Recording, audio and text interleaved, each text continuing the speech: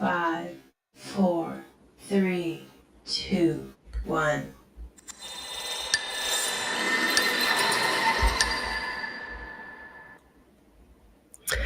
Hello, beautiful people. We are here for our tier list ranking horror franchises. I am so excited to get into this.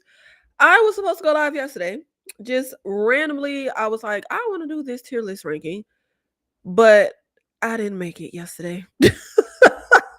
But it's all good because we are here today and we will be ranking horror franchises. We have about, I can't remember, 80 horror franchises that we are ranking today, somewhere along those lines. Let me go ahead and get our tier list on the screen. Where is it? Here we go. Here is our tier list. These are all of our franchises. We have a ton, okay?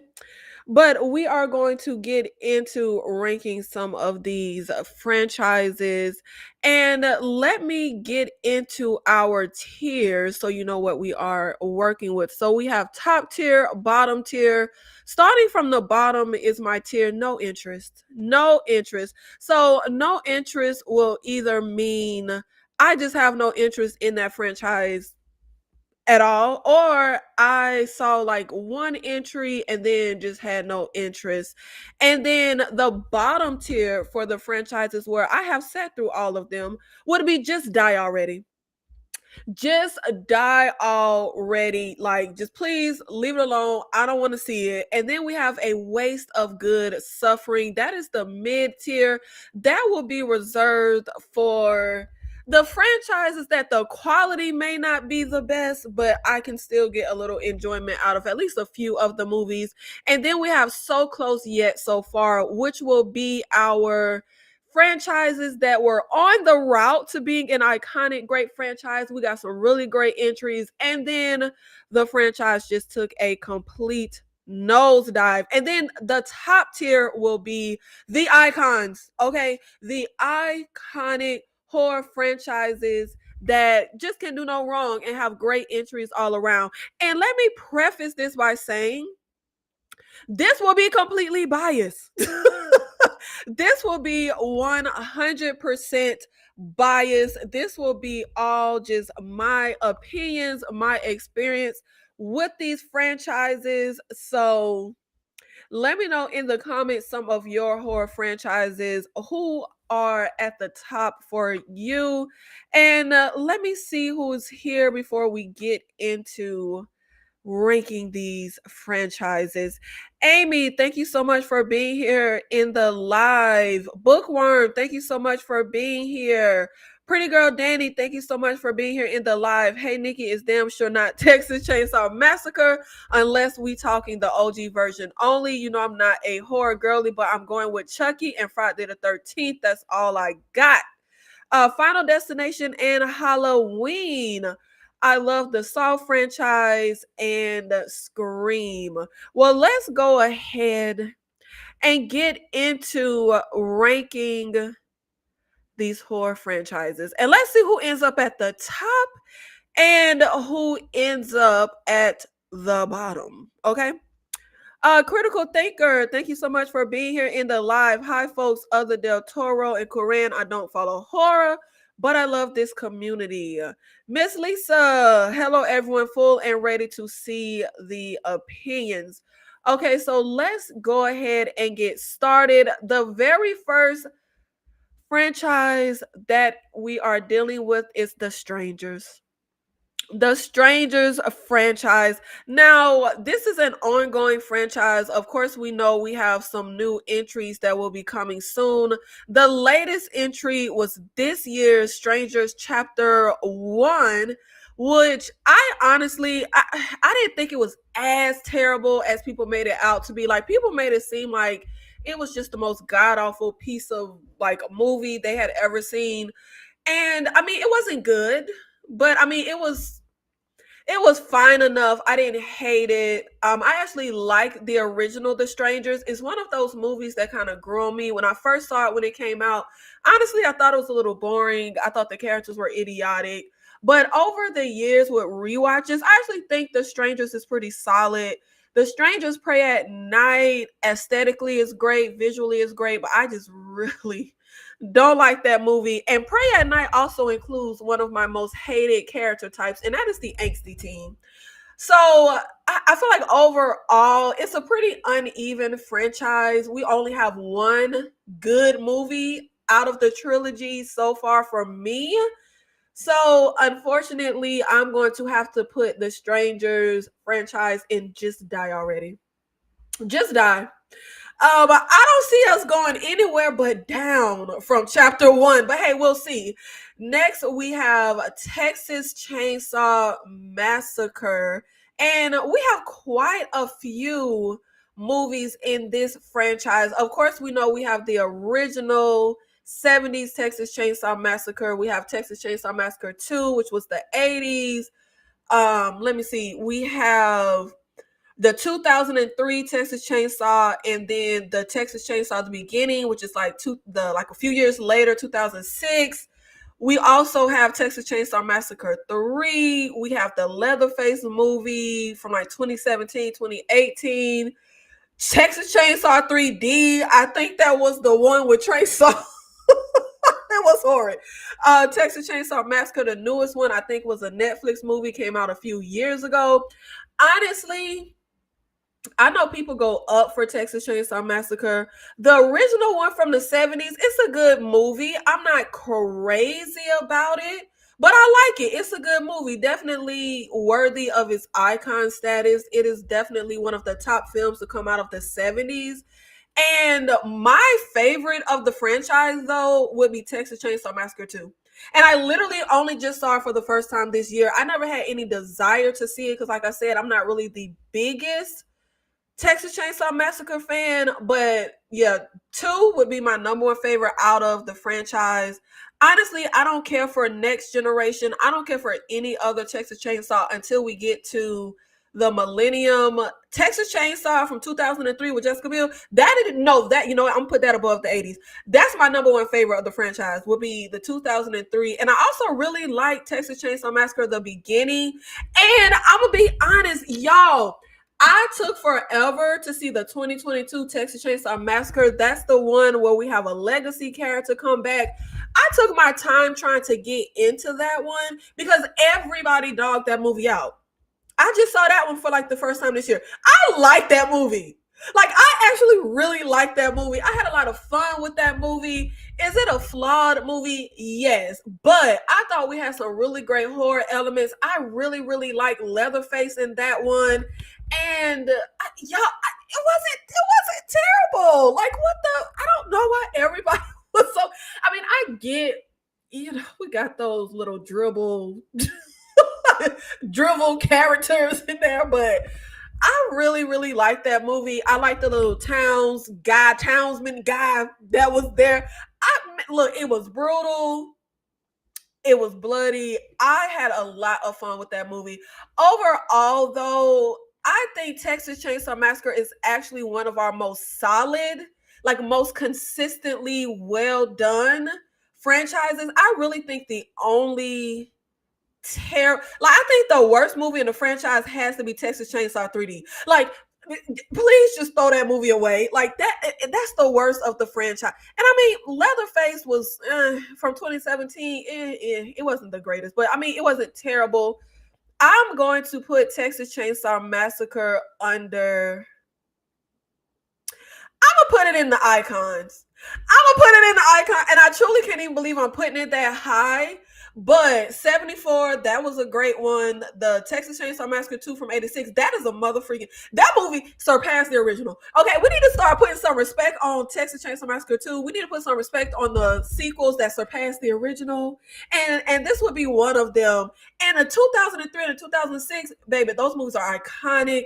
And 2022 Texas Chainsaw, y'all, please go revisit that movie. That movie was not as bad as y'all made it out to be. Okay, it was not as bad as y'all made it out to be. I think this is one of our most consistent franchises, I am definitely putting that at the top. It's gonna be an icon. And I really, when I tell you, I'm so surprised because I'm excited to do this tier list because we're gonna really break down all these franchises and the movies in the franchises because the top franchises that everybody talk about, I don't talk about them. Like we talk about them so much in the horror community. I literally never want to talk about them, and I'm so surprised that I'm putting TCM that high. But I thought it was good. Joseph Felton, thank you so much for being here in the live. Leatherface is the GOAT. Miriam, thank you so much for being here. Hey, my baby Nikki, I'm visiting my dad in the hospital, but I said I wasn't missing this live. Oh, Miriam, I hope your dad is going to be okay. Jessica B one was my favorite. Yes, I feel like the Texas Chainsaw 2003, that is my number one favorite of that franchise. Then it would be Texas Chainsaw Massacre 2. But that 2000, y'all when I tell you, I need the horror community to put some respect on early 2000s horror. The way y'all be so like disrespectful to the early 2000s horror, please put some respect on their name. Okay, put some respect on their name. The OG Strangers should have been just that. We don't need these new ones. Yeah, that's why I say it's only downhill. It's only downhill from chapter 1. The Strangers did what it's supposed to do. It's simple, but I didn't see the last one. Yeah, that's how I feel over the years on rewatch with the Strangers original movie. I think it is a very like simplistic. I mean, you just have this one location where in a house is these two people. I like the idea of the strangers, the mask. Like, I think all of that really works. Yeah, the characters do some stupid stuff in that first one. But I mean, honestly, let's not act like humans are the brightest. Like, I feel like we overestimate how smart like we think we are, how smart we think humans are. Baby, you're scared. You're gonna do some stupid stuff. But it gets dumber as the franchise goes on. But that first Strangers is actually really, really solid. The next movie we have will be the Conjuring universe, the Conjuring franchise. And if it is anything that I love in horror, it would be possession horror, ghosts and spirits and all that stuff. Now, the Conjuring, we are including the entire Conjuring universe. That is the Annabelle movies, that's the Nun movies, that's the Conjuring movies.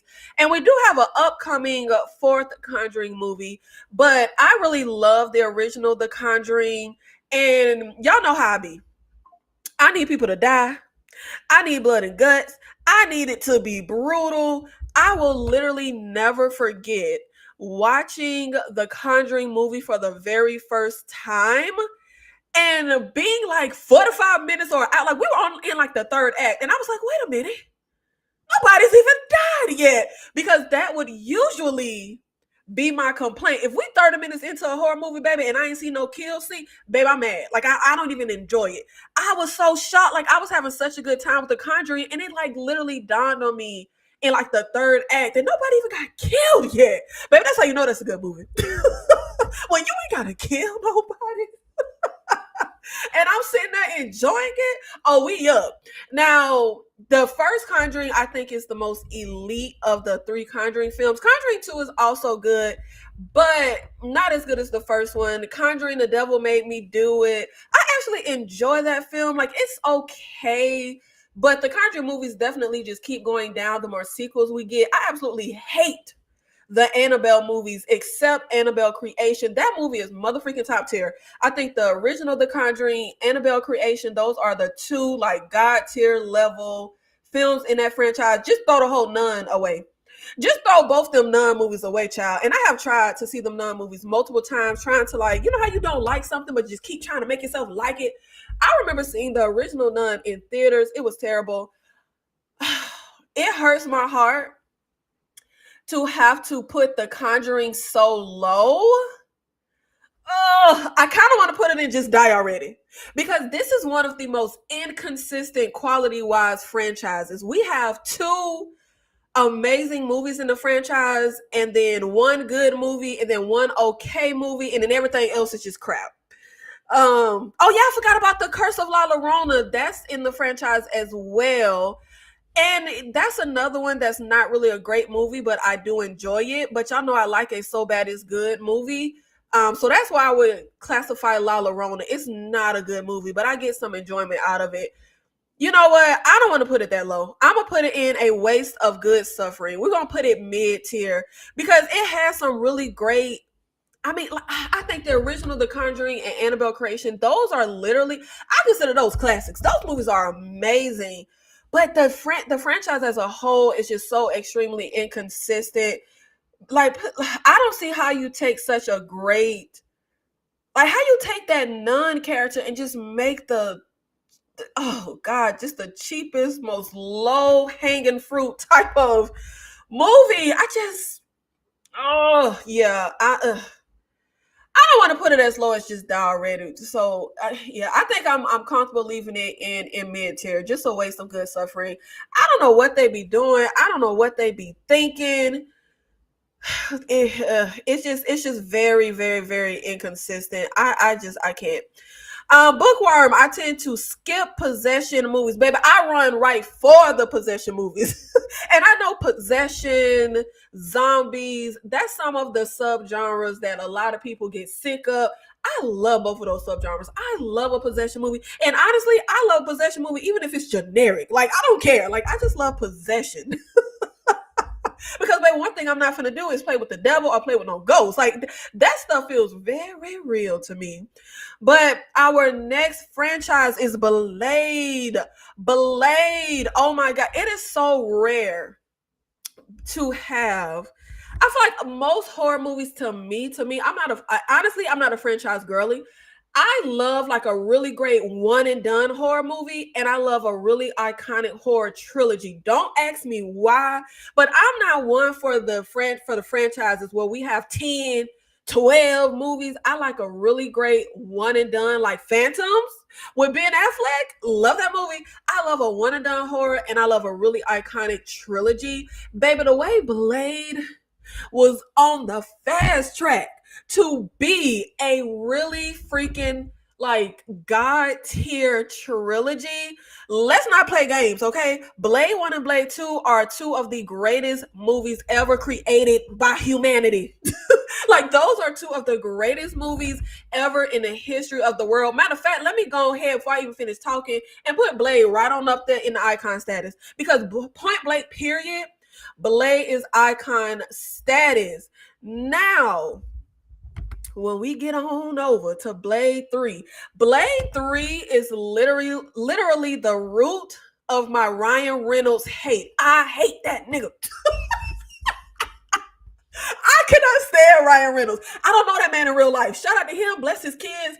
I can't stand Ryan Reynolds. You know how you got them actors that you just don't like?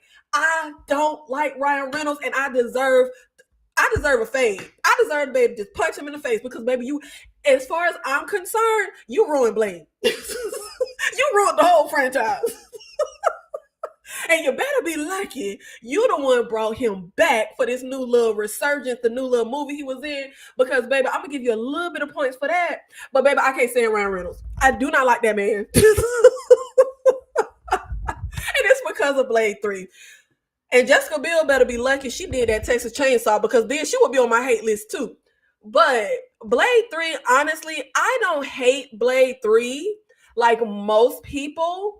I get a lot of fun out of Blade 3. I have rewatched it numerous times, but it is definitely not a good movie. And it is extremely like such a drop in quality from the first two Blade movies. And it was just so surprising. But you know what the problem was? They ain't listened to the black man. This is Blade 3 is a result of not listening to the black man. Because, baby, if y'all would have listened to Wesley Snipes and his creative direction, I know Blade 3 would have been what it needed to be. But y'all didn't want to listen to Wesley Snipes, okay? And that's your problem. But I don't think Blade 3 is just as awful as people make it out to be. And I am biased because, like I said, I like a bad horror movie. There's a lot of enjoy. My thing with the movie is it entertaining? All I really care about is a movie being entertaining. Like, ultimately, like, even if it's not the best quality, Blade 3 is terrible. I actually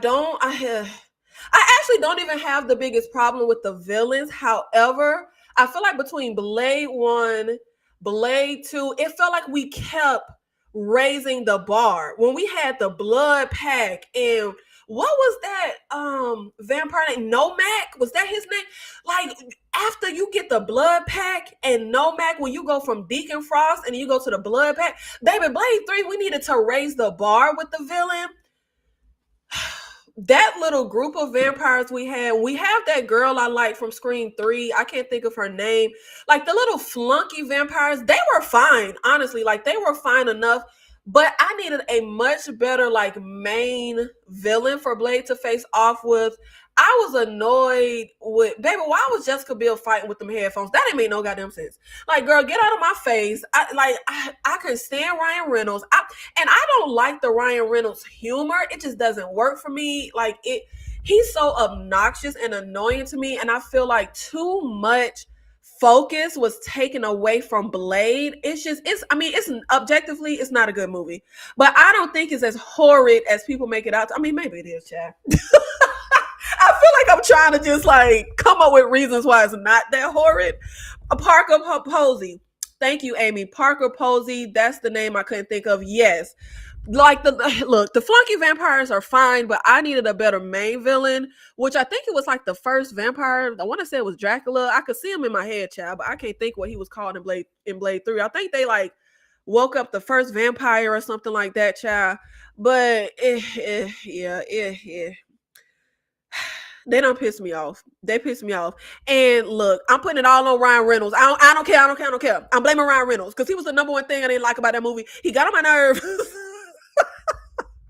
And I've been saying since I was a teenager that he ruined Blade. But no matter what, Blade is in icon status. You're batting 2 out of 3. I mean, that's a good average. And then the level of the first two, no, babe, we put that in icon status. Absolutely, no matter what.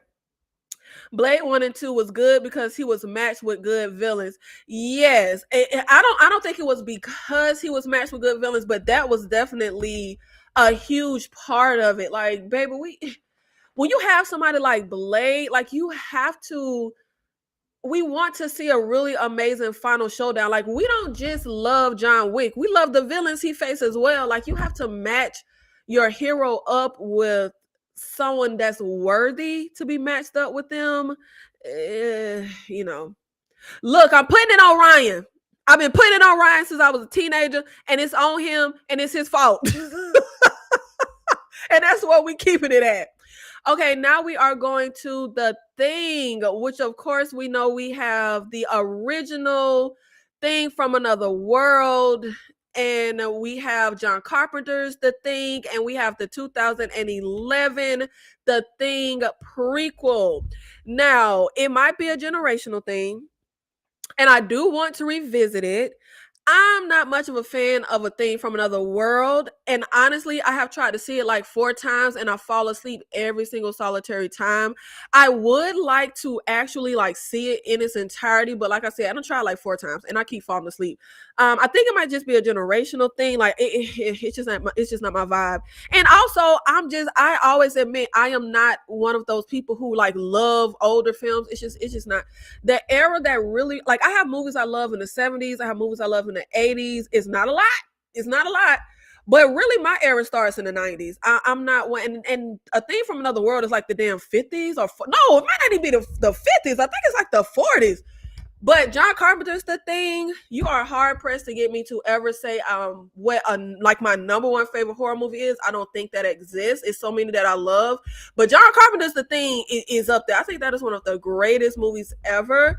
And we need to have a town meeting about The Thing prequel from 2011. Okay?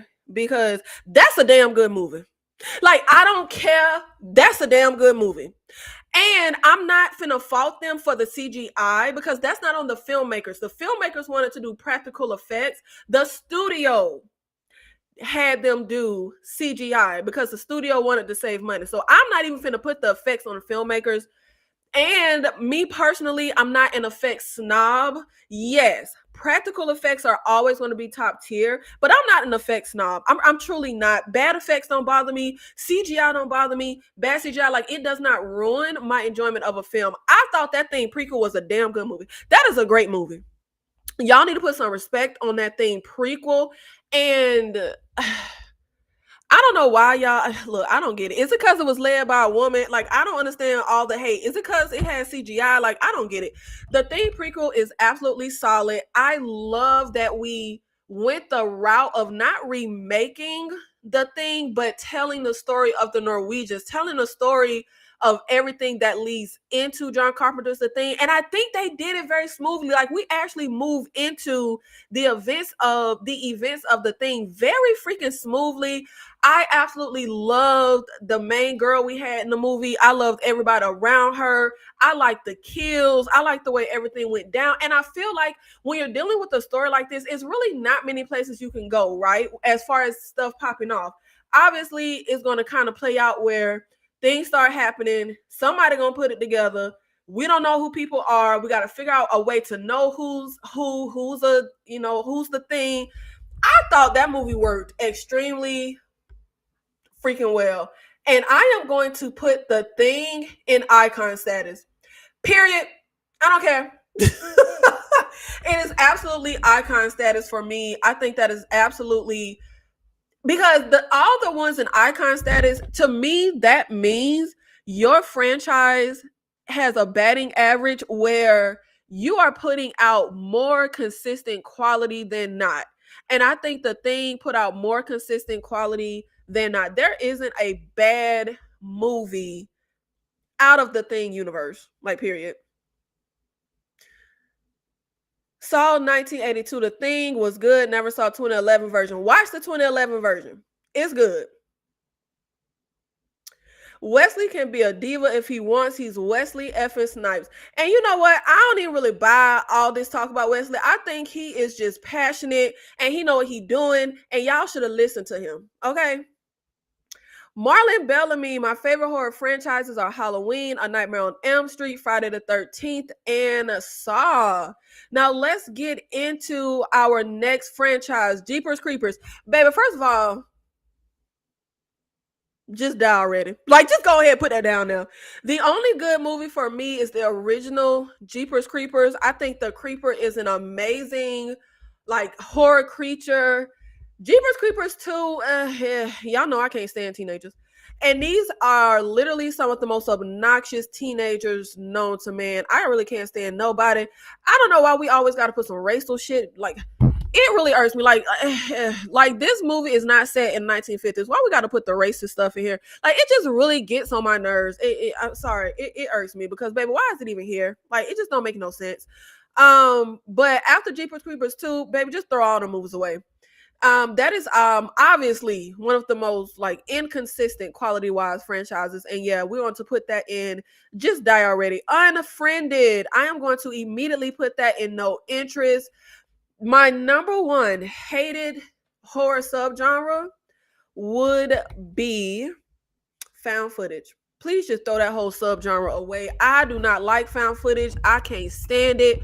I have no interest. I have never seen Unfriended. Don't care to see it. Baby, throw all the found footage movies away. Except As Above, So Below, and Incantation. Them two movies fire.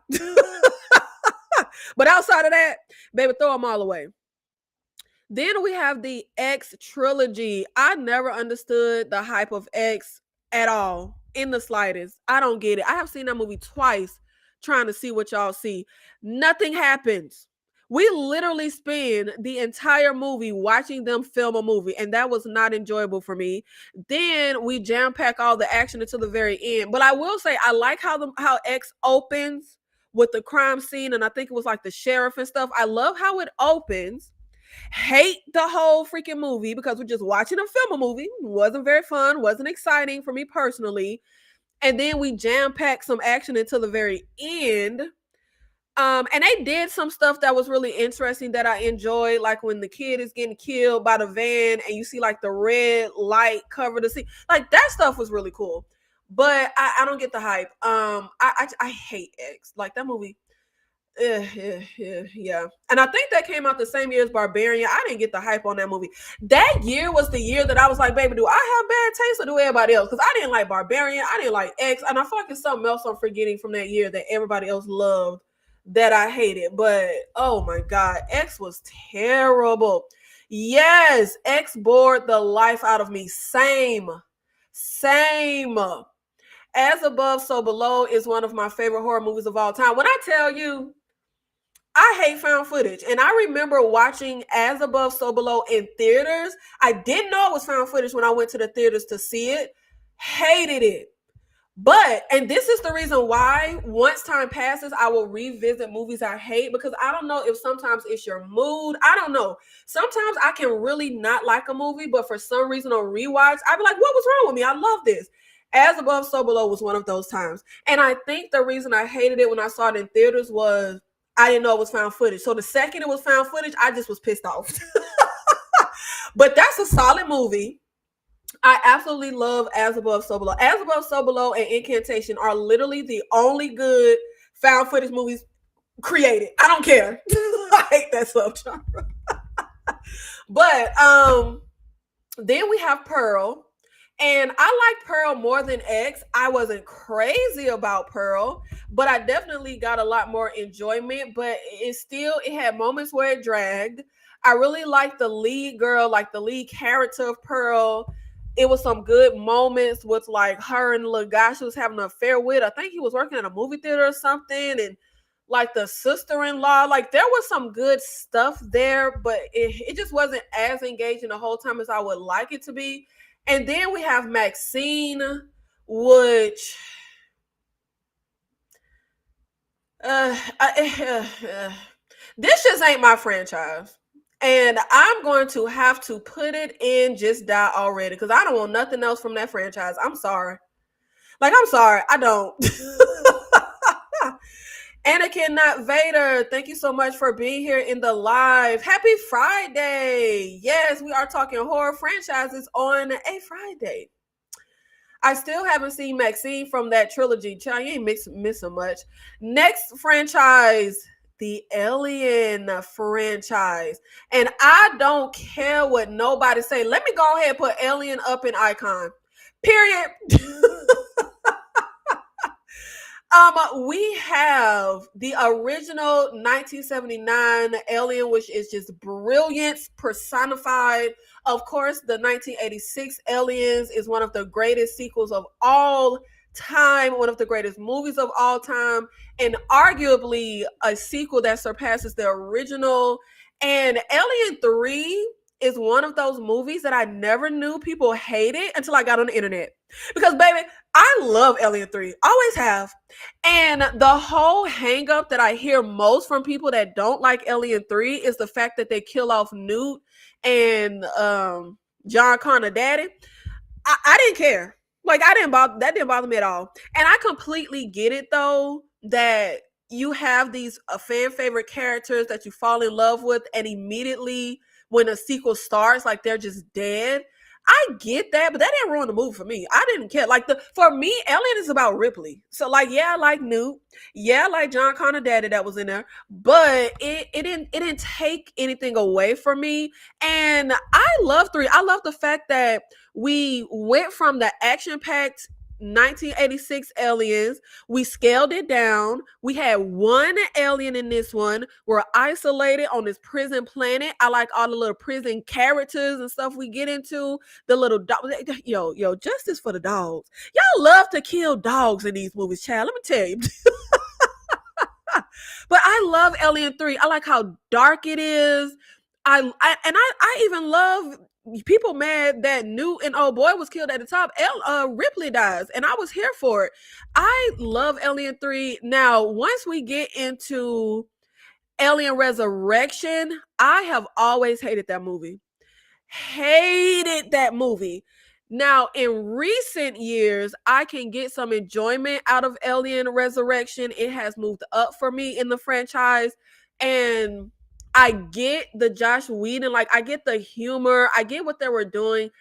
So I can get some enjoyment out of it. It's definitely not on the level and quality of the original trilogy for me personally. And I don't like Winona Ryder.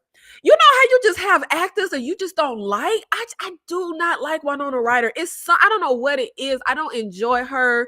I don't have fun with her. She get on my nerve. Um, and I don't like how like unhuman Ripley feels, even though yes, I get it. She's not, really human. But I don't like that. Like that doesn't work for me. After 3 movies, I liked Ripley who she was. So when we take all of that and change stuff up in Resurrection, it just doesn't work for me. But like I said, I hated that movie from the time I saw it when it came out, but over recent years, I get a lot more appreciation for it. And then we get into Alien versus Predator, one of our few black final girls. I hate that movie is PG-13. I wish it was a lot more violent. I wish it was a lot more gruesome. But I have a lot of fun with that movie. Requiem, I throw that whole movie away. Prometheus, I used to hate Prometheus. Oh my God, I hated that movie. But this is another one where as time has gone by, I actually get a lot more enjoyment out of it. I'm not one for like going back to creation. And baby, I'll be honest, why y'all care? Like, y'all spent so much time trying to find out the secret to life, baby. You just done lost your whole life. But I get enjoyment out of Prometheus. I actually think it's a pretty good movie. It has grown on me over the years. Alien Covenant is just such a piece of crap movie. Like, Jesus Christ. Those were the dumbest smart people ever in creation. Romulus, I wasn't as crazy about it as everybody else, but I got a lot of enjoyment out of Romulus. Overall, though, I think Alien absolutely deserves to be in the icon status. I think the quality is there more times than not. I think it is absolutely one of the most consistently well-made franchises. Trent King, thank you so much for the $5 super chat. This is the best way to spend Black Friday. Black Friday with a black girl. Tony T, thank you so much for being in the live. Alien 1 is good and Alien 2 is excellent. I teeter. It depends on my mood. It depends on when you ask me. Sometimes I think Alien is better than Aliens. Sometimes I think Aliens is better. It just depends on my mood. It depends on what I'm in the mood for. I think Alien is much more I don't know, like the vibe of it where it's a lot more like horror, sci-fi, scaled down. Like I love that original Alien movie.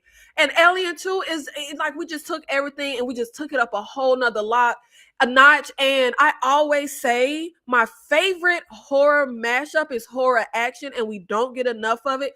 The horror action mashup of Aliens was done so well, even though it definitely leans more into the action, not so much the horror.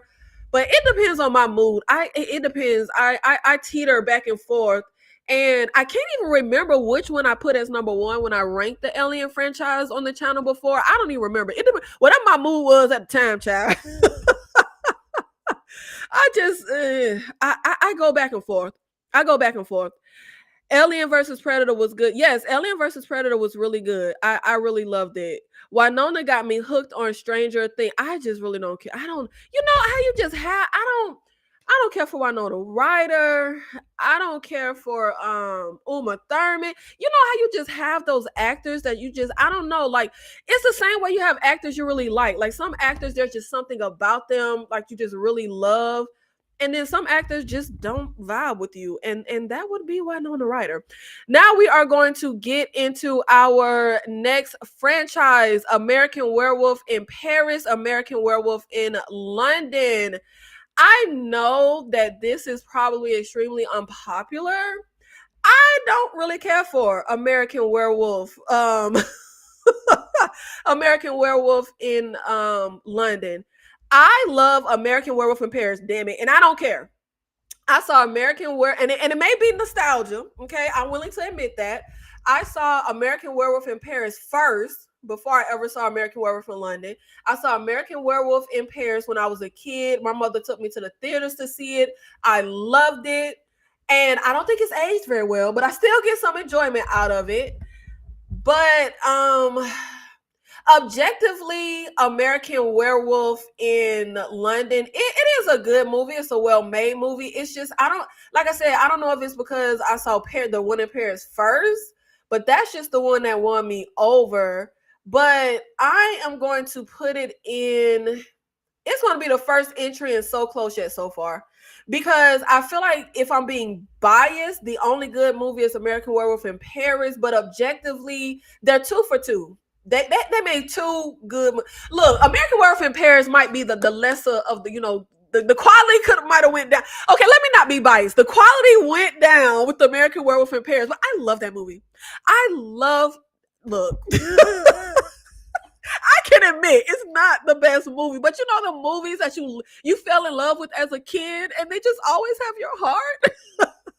That is American Werewolf in Paris. Okay, I don't care. Amy, yeah, okay, yeah. See, I didn't want to say this. American Werewolf in London is kind of boring and anticlimactic to me. I always loved the Paris version. I was trying not to be biased, but you kind of hit it on the nail with how I feel, child. Biggerford Entertainment, thank you so much for being in the live. Guys, make sure you check out Biggerford's channel if you haven't. An American Werewolf in Paris was very good. Never seen the London version. Okay, see, you know what? See, y'all my people, because I only ever hear people dog out the Paris version. Like, everybody always exalts the London version. Like, I love the Paris one. So our next franchise will be Phantasm. And honestly, this gonna have to go down into no interest for me. We have quite a few movies in this franchise. I want to say it's about 4. And I just never understood the hype of these movies. I think the first 2 Phantasms, like they're good. But I don't care. I have no interest. I'm not the biggest fan of this franchise. It doesn't do a lot for me personally. And next we have the Terrifier franchise. Now I don't understand. When I tell you, I really be like, baby, is it me or is it everybody else? But baby, it's everybody else. I love the first Terrifier. That is the one that I revisit often, that I rewatch often. I don't get people be like, it was no story. It is a story, child. Was y'all paying attention? The story is Art the Clown stalks and kills people on Halloween. That's the story. Which I wanted. We got 2 girls who was partying. They drunk. They going to get some pizza. Like, baby, that's the story. I mean, what y'all mean it wasn't no story? Baby, that's the story. Were y'all missing it? Were y'all paying attention? I love like the grungy, low budget. Like, I love the first Terrifier. T2 and T3 just keeps going down for me, honestly. I feel like I didn't like the whole adding Sienna and the sword, and now we got the Sienna Christ storyline and seeing so much of her family. I don't like anything. It kind of reminds me of my gripes of Blade 3. I think the focus should have stayed with Art the Clown. I think this should have been a franchise where we did not have, nor did we need a final girl, final guy, no kind of last man standing. I think this should have been one of the few horror franchises where the villain wins, because we don't get that. As much as y'all love Freddy, Jason, Mike, them niggas lose. Like, they always lose. I would have loved if we got a franchise where we had a horror villain that didn't lose. Like, I just love that so much. That's what I love so much about the first Terrifier. And I really like that girl. What was her name? Tara in the first one. I liked her more than Sienna. And I was devastated baby had to die. But I'm here for Art. I don't like Vicky all in the third one. And I like the pale faced little girl, but we didn't shine with her so much. Like, I don't like how the more I feel like Terrifier movies progress, the more I feel like we're taking spotlight away from Art the Clown. And I'm not, and yes, you look objectively, T2 and T3, they had a higher budget, they're the higher quality films, but I personally don't think that works for Terrifier. I like the grungy low budget of the original Terrifier. Like, I think that works the best for me. But ultimately, with Terrifier really being the only one of the trilogy that I personally really love, I'm gonna put it in a waste of good suffering. I don't think it needs to be as low as just die already, but I think T4 might put it down there for me because baby, leave that obnoxious little girl in hell. Like I ain't got time. I ain't got time for the fourth one. Okay, I just Phantasm 1, 3, 4, not so good to me. I'm not the biggest fan, and I have tried to see. And you know what? It might not be two that I really like. I think it's the original Phantasm, and it's one of the sequels that I get some enjoyment out of. I can't remember if it was 2 or 3 though, but I have tried to rewatch that original Phantasm a few times because people really exalt that movie. But like I said, I'm not a '70s girly. I'm not an older horror girly. Like it's fine, good idea, good. I don't know, something about it. It just doesn't blow me away. I'm not crazy about it. It just don't work. Art is an icon. Art is an icon. If we were ranking the villains, he would be in the icon tier, but we're ranking the franchise. So I cannot put him in icon. Then we have 2 franchises that I'm going to immediately put in no interest. Paranormal Activity, again, throw the whole subgenre away. I hate found footage. I saw the original Paranormal Activity, hated it, super boring. Nothing happens the whole damn movie. And I never saw the sequels, and I think it's like 4 or 5 of them Paranormal Activity movies. Blair Witch, going to put that directly in no interest. I have never seen any of the Blair Witch movies in my life. I don't care to. You can pay me to. You might, if you wanted to kidnap and torture me, tie me up and make me watch Blair Witch. I do remember being a kid when Blair Witch Project came out. I remember the marketing, the hype. I remember everybody swearing that it was real. If I'm not mistaken, I think the actors had to finally come out because people really thought they were dead. I actually liked all of that when I was a kid, but I ain't care nothing about the movie. I do not like found footage. It just don't work for me.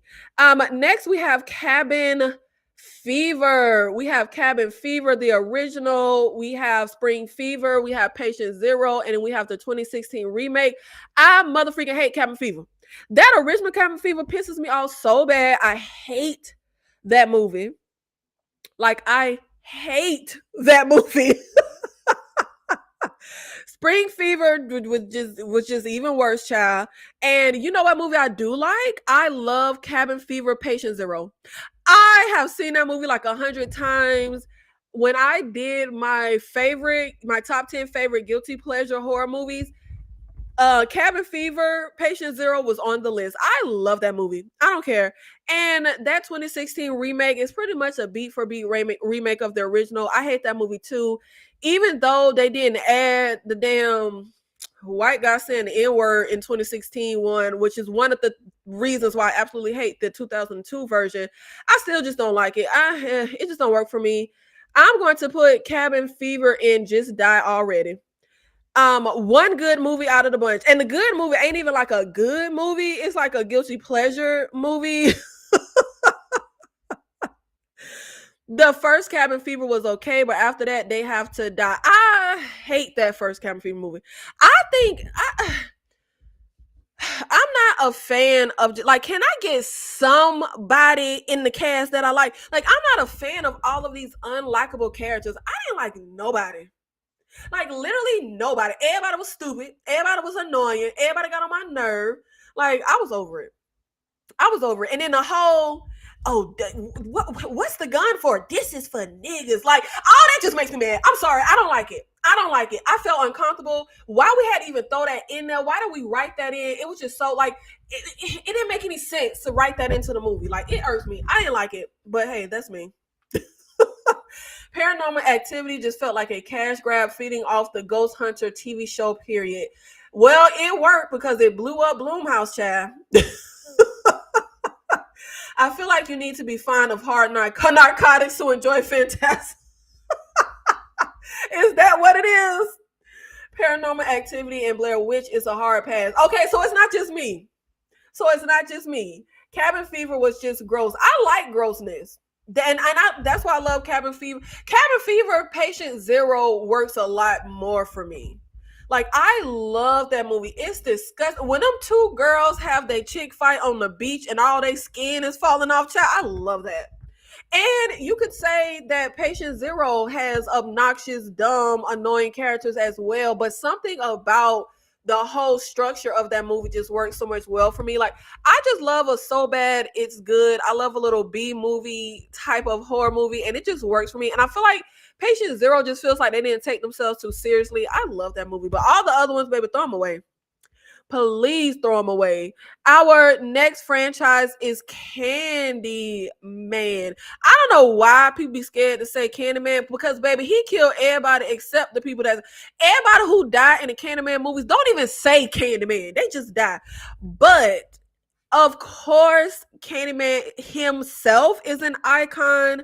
We have, I can't believe it's 2024 and we still barely have any black horror villains. Like, literally, we don't have any. I don't like Candyman movie. I'm be honest with you. I always, since I was a kid, hated Candyman because, for one, why we centered the white lady. For two, if it was white people that hung him and cut off his hand, why he killing niggas in the hood? Like, why is he his victim pool should have been white people. Let's be for real. Like, they're the ones who hung you and chopped your hand off, not the black folks. Why are you over there in the projects killing us? And then, of course, we throw in the trope of the black best friend, and then she died when she didn't even, like I said, she didn't even say Candyman in the mirror, but she the one got killed. Nothing about that movie works for me outside of Tony Todd as Candyman. I love Tony Todd as Candyman. I love the actual Candyman villain, but the movie as a whole has never worked for me. I don't get much enjoyment out of it. When we get to Candyman sequel, again, I just feel like I like that one even less. I think it's either the third one or the fourth one that I get a little enjoyment as far as it being like a so bad it's good, but still not like very high. I know I'm gonna lose my black card for this, but I'm gonna put Candyman. I want to put it in no interest because I really don't care about this friend. I'm gonna put it in no interest. Go ahead, take my black card. Go ahead, do it. Go ahead. Don't send me no hate mail though. I'm just not, I have never been a fan of those movies at all, in the slightest. They just don't work for me. Next, we have VHS. I am going to immediately put that in no interest. Again, I hate found footage. I did try to see some of these though, and none of them worked for me. And I'm also not a fan of anthology. I pretty much fast forward. It's one of them where, oh God, it opens with the damn, like, it just has a bunch of these white men just doing the most vile, like, that's not entertaining. I don't want to see the most vile behavior from men. I just don't have fun with it. I tried to see that new one, the new VHS one. I didn't even finish it. I really don't care about it. It just don't work. Hey, I never seen any Candyman sequels. Yeah, there's like 3.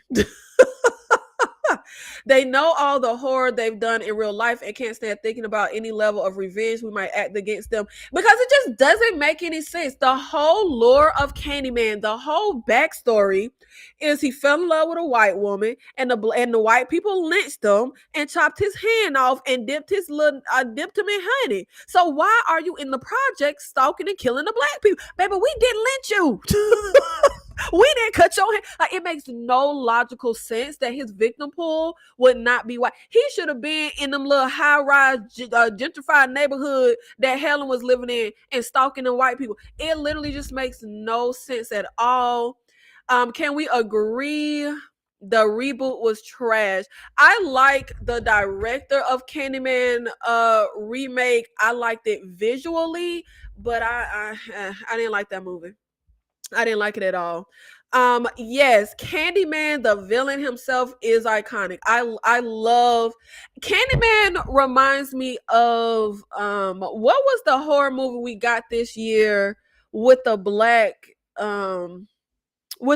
villain that was very reminiscent of like Freddy Krueger. What was it? It was like, who is he, y'all? What is the Mr. Crockett? Candyman and Mr. Crockett are hand in hand for me, where I don't like the movies, but I love the villain. I love Mr. Crockett.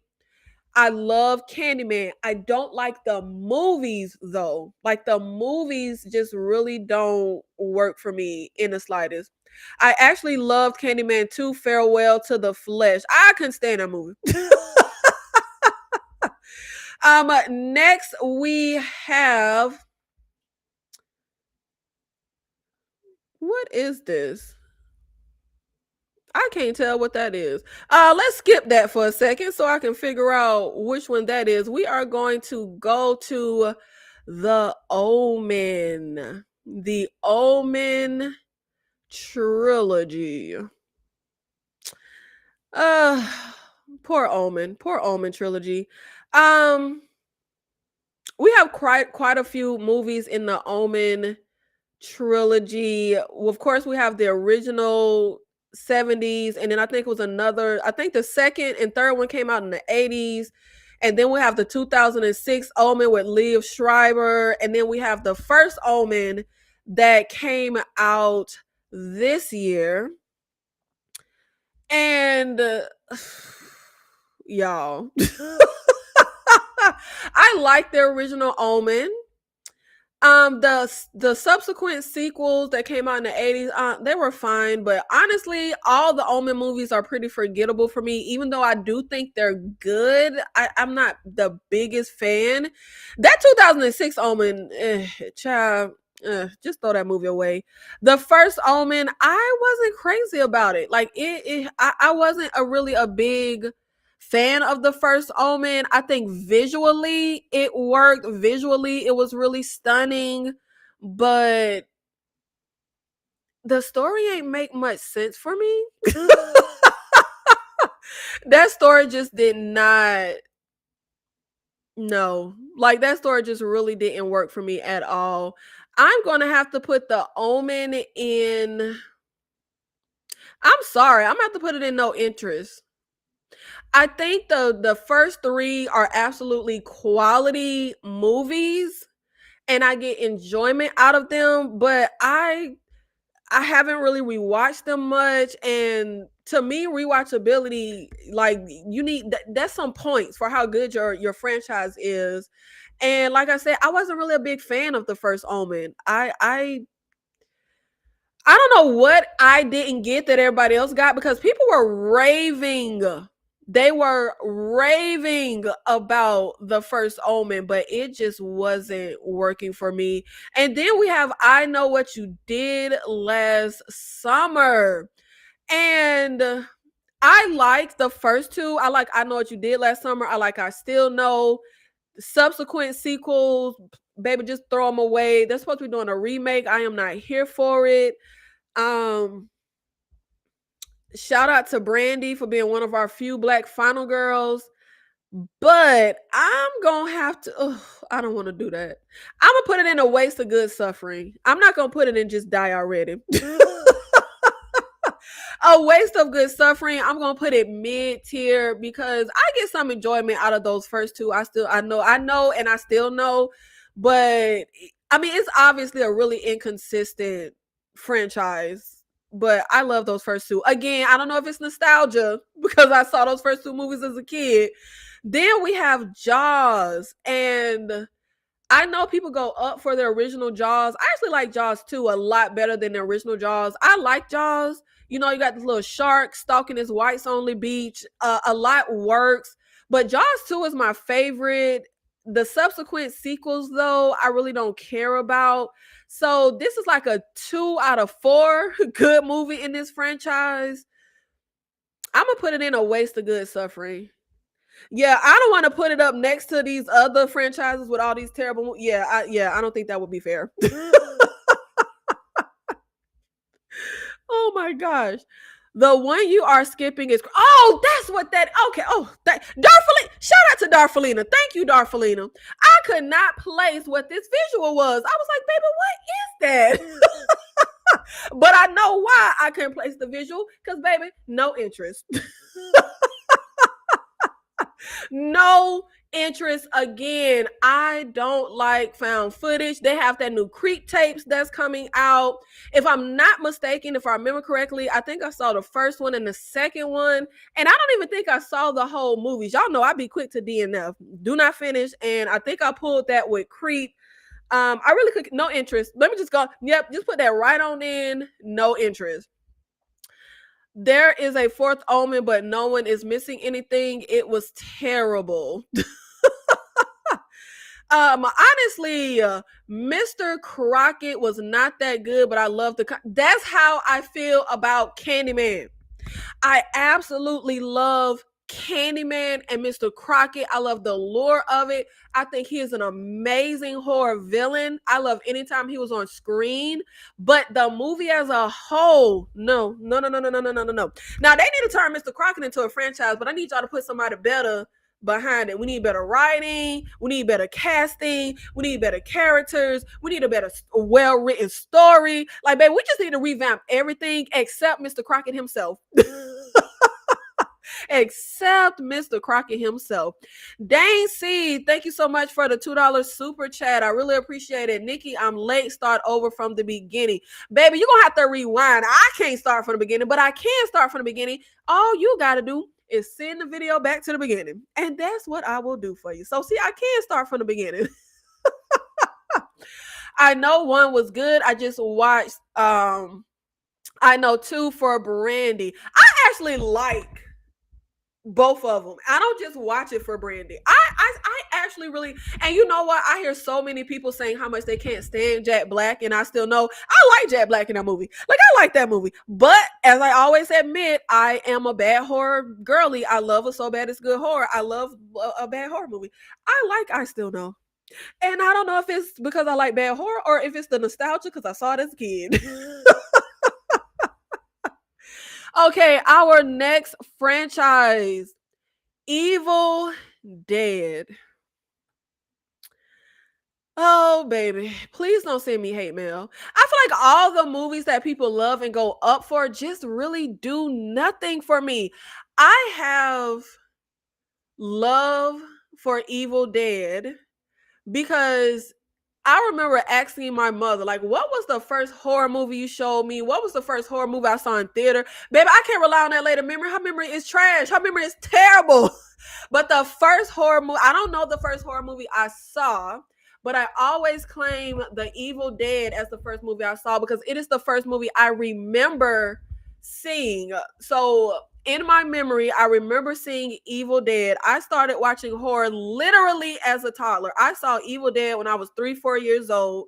Sit, watch, engage. I was just always a movie buff. And I grew up really loving Evil Dead 2, Army of Darkness. I hate those movies. As I grew up and really developed my taste, like my own taste in horror, one thing I really don't like is comedy horror. And it's some that I like Return of the Night of the Living Dead and stuff like that. But I'm not in like Idle Hands, but I'm hard pressed to really like a lot of comedy horror. And especially like Evil Dead 2, it gets so slapstick. It just doesn't work for me. Objectively, they're good movies, but I'm not the biggest fan. I really don't ever revisit them anymore. But objectively speaking on, because we're ranking the quality of each movie in the franchise, I don't think there's a bad, horribly constructed movie in the Evil Dead franchise. My favorite, because it fits my personal horror taste, is Evil Dead 2013. I like that the best of the whole franchise. I like more of a dark horror. I don't like a comedy or a slapstick horror. So something along the lines of the 2013 Evil Dead works a lot more for me. I think Evil Dead 2023 is extremely flawed, but I do enjoy that movie. I think I gave it a favorable review overall. But quality-wise, being unbiased, I want to put it in icon, but I said at the top of this video, this was going to be biased. So I'm putting it in so close so far. So close yet so far. And I really want to put it in A Waste of Good Suffering, but I'm just gonna put it right there. It's just gonna stay in right up under the top tier. Okay? Right up under. Blasphemy. Yes, yes, I know. Because the horror community absolutely goes up for Evil Dead. Did you like the most recent one? Most recent what? Evil Dead? Is that what we're talking about? Yes, I like the most recent Evil Dead 2023. Like I said, very flawed.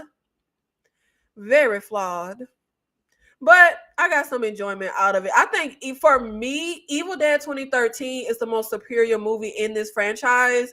And I mean, it's not even close. Like, it's miles above the other four movies for me personally. That's my personal taste. But I told y'all this was going to be biased. This is just my personal opinion of these movies and the franchise. Child, I really want to drop this down, but I'm gonna leave it where it's at. Don't send me no hate mail. I'm gonna leave because so I'm supposed to be ranking this on. If you're at the top, that means you have the most quality films. I don't think Evil Dead has. I think we got one great movie, one good movie out of five. One good, one great, and the other three I can't stand. So that doesn't fit the criteria to be up here in the top. They should be at the bottom. Because if I put you know what? Evil Dead going down. A Waste of Good Suffering. Because the Conjuring universe has like 100 films, and I said 2 were great, 1 was good, and I think I said 1 was mediocre, and the rest were bad. So yeah, Evil Dead got to go down there. Evil Dead got to go down there. Because I would rank the Conjuring franchise higher than the Evil Dead franchise. I don't care. I think the Conjuring franchise has a lot more really good movies in that franchise than Evil Dead does. I do. And don't send me no hate mail. Our next franchise is From Dusk Till Dawn, which of course I think we have like 4 movies in this franchise. We have Bordello of Blood. No, Bordello of Blood was the Tales from the Crypt sequel. We have Texas Blood Money, The Hangman's Daughter, and of course the original From Dusk Till Dawn. I think that original From Dusk Till Dawn is top tier. Okay, top flight security of the world, Craig. The second one is absolutely a huge drop in quality, but I get some enjoyment out of it as just like a bad movie, but still a good time. I remember trying to get into the TV show. I actually really liked the Dust Till Dawn TV show. I just couldn't stand that Texas Ranger. He was so annoying. Like, I really couldn't stand that man.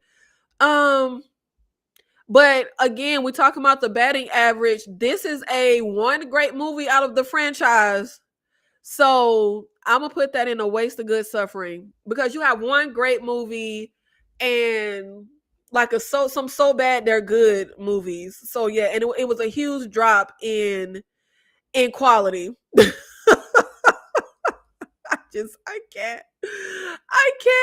can't. Yeah, that didn't work. So our next franchise, Gremlins. I'm gonna put that all the way down here in no interest. Baby, I don't care nothing about no Gremlins. No shape, way, or form. I have never seen the movies. I have no interest in seeing the movies. Well, wait a minute. That's a lie. I think I saw the first one when I was a kid, because I think it was like a moment when they're in like the house and the little gremlin is attacking them and stuff like that. I don't care nothing about the movie, child. Like, at all, in the slightest. Throw the whole franchise away. But yeah, we're gonna put that down in no interest. And then we have the Hatchet franchise, which for me, the Hatchet movies are absolutely like so bad they're good movies. I get some enjoyment out of the first Hatchet. Hatchet 2, I don't like the lead girl. They recast the girl who survived the first Hatchet, and I don't like who we got in Hatchet 2. Honestly, she kind of ruins the movie for me. Hatchet 3, I just can't even waste my time. The Victor Crowley movie is definitely a horrible movie, but I do get some enjoyment. But I think this is a horrible franchise. If we're talking quality and we're judging on quality, I'm going to have to put Hatchet down and just die already.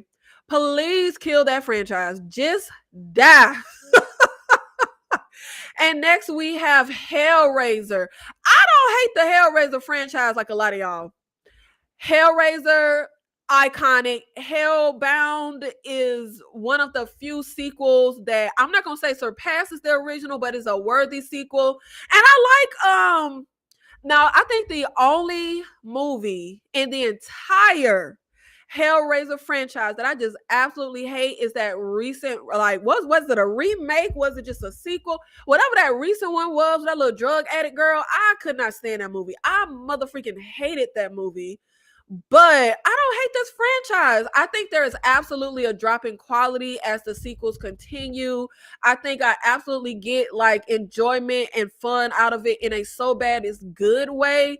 But those first like 3 Hellraiser movies, and then I feel like there's another, I think it was one late 90s that I really like, but I really like this franchise. I don't know why y'all act like it's, you know, my friends over at Sledgehammer Horror just went through the whole franchise. Baby, they said it was painful to get through the Hellraiser franchise. I have to disagree. I get fun out of those movies. Now, we're ranking based on quality, though. Quality-wise, Hellraiser and Hellraiser 2 are absolutely the top tier, superior films in this franchise. So I'm going to have to put it mid-tier. A waste of good suffering. The franchise that gave me the name for the tier had to end up in the tier.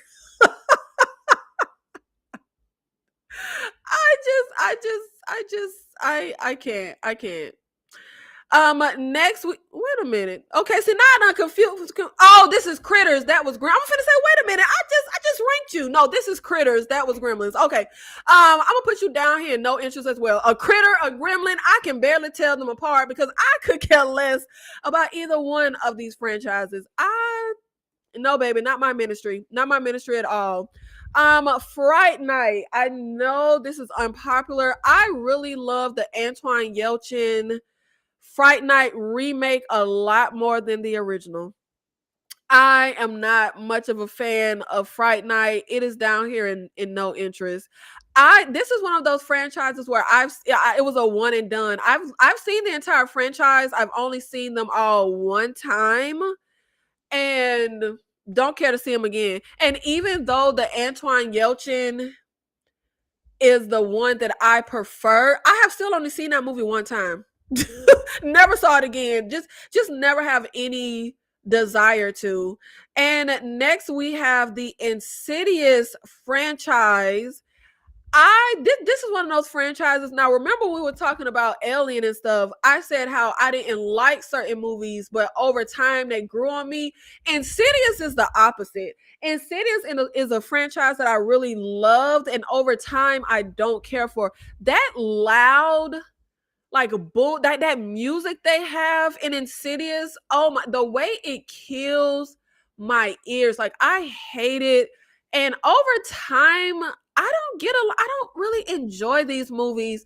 I think Insidious and Insidious Chapter 2 are both good movies. Which one is the one where the girl was in a wheelchair? I really like that one. That very last one that came out, I think last year or the year before last, the Red Door. Baby, why did we even make that movie? We could have threw that whole movie away. We pretty much just rehashed a bunch of stuff that the audience already knew. And then we have one of the Insidious sequels where the old lady like goes back to her hometown or whatever, and we get some information about like her childhood, and she goes to help like her was it her granddaughter, her niece or something? I think it was her niece, yeah, because she left her brother.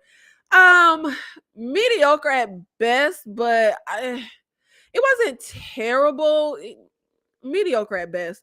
I feel like this is a franchise that, for me, I used to think it was a high quality franchise, but over time with the rewatches, I feel like it's a low quality franchise. I don't know, like I feel like objectively their batting average is good. I want to say it's only like one bad movie in the franchise. This is hard because I really want to say just die already. But I think there's some quality films in Insidious. I'm gonna put it in mid tier. I think there's some quality stuff here. It's just I don't know. Do I want to leave it there? Yo, I I don't know. I feel like over time it's just really dropped for me. Like so much about Insidious just doesn't work. Like I actually tried to rewatch Insidious recently, and I was honestly a little like I wasn't fully engaged. Like following the family,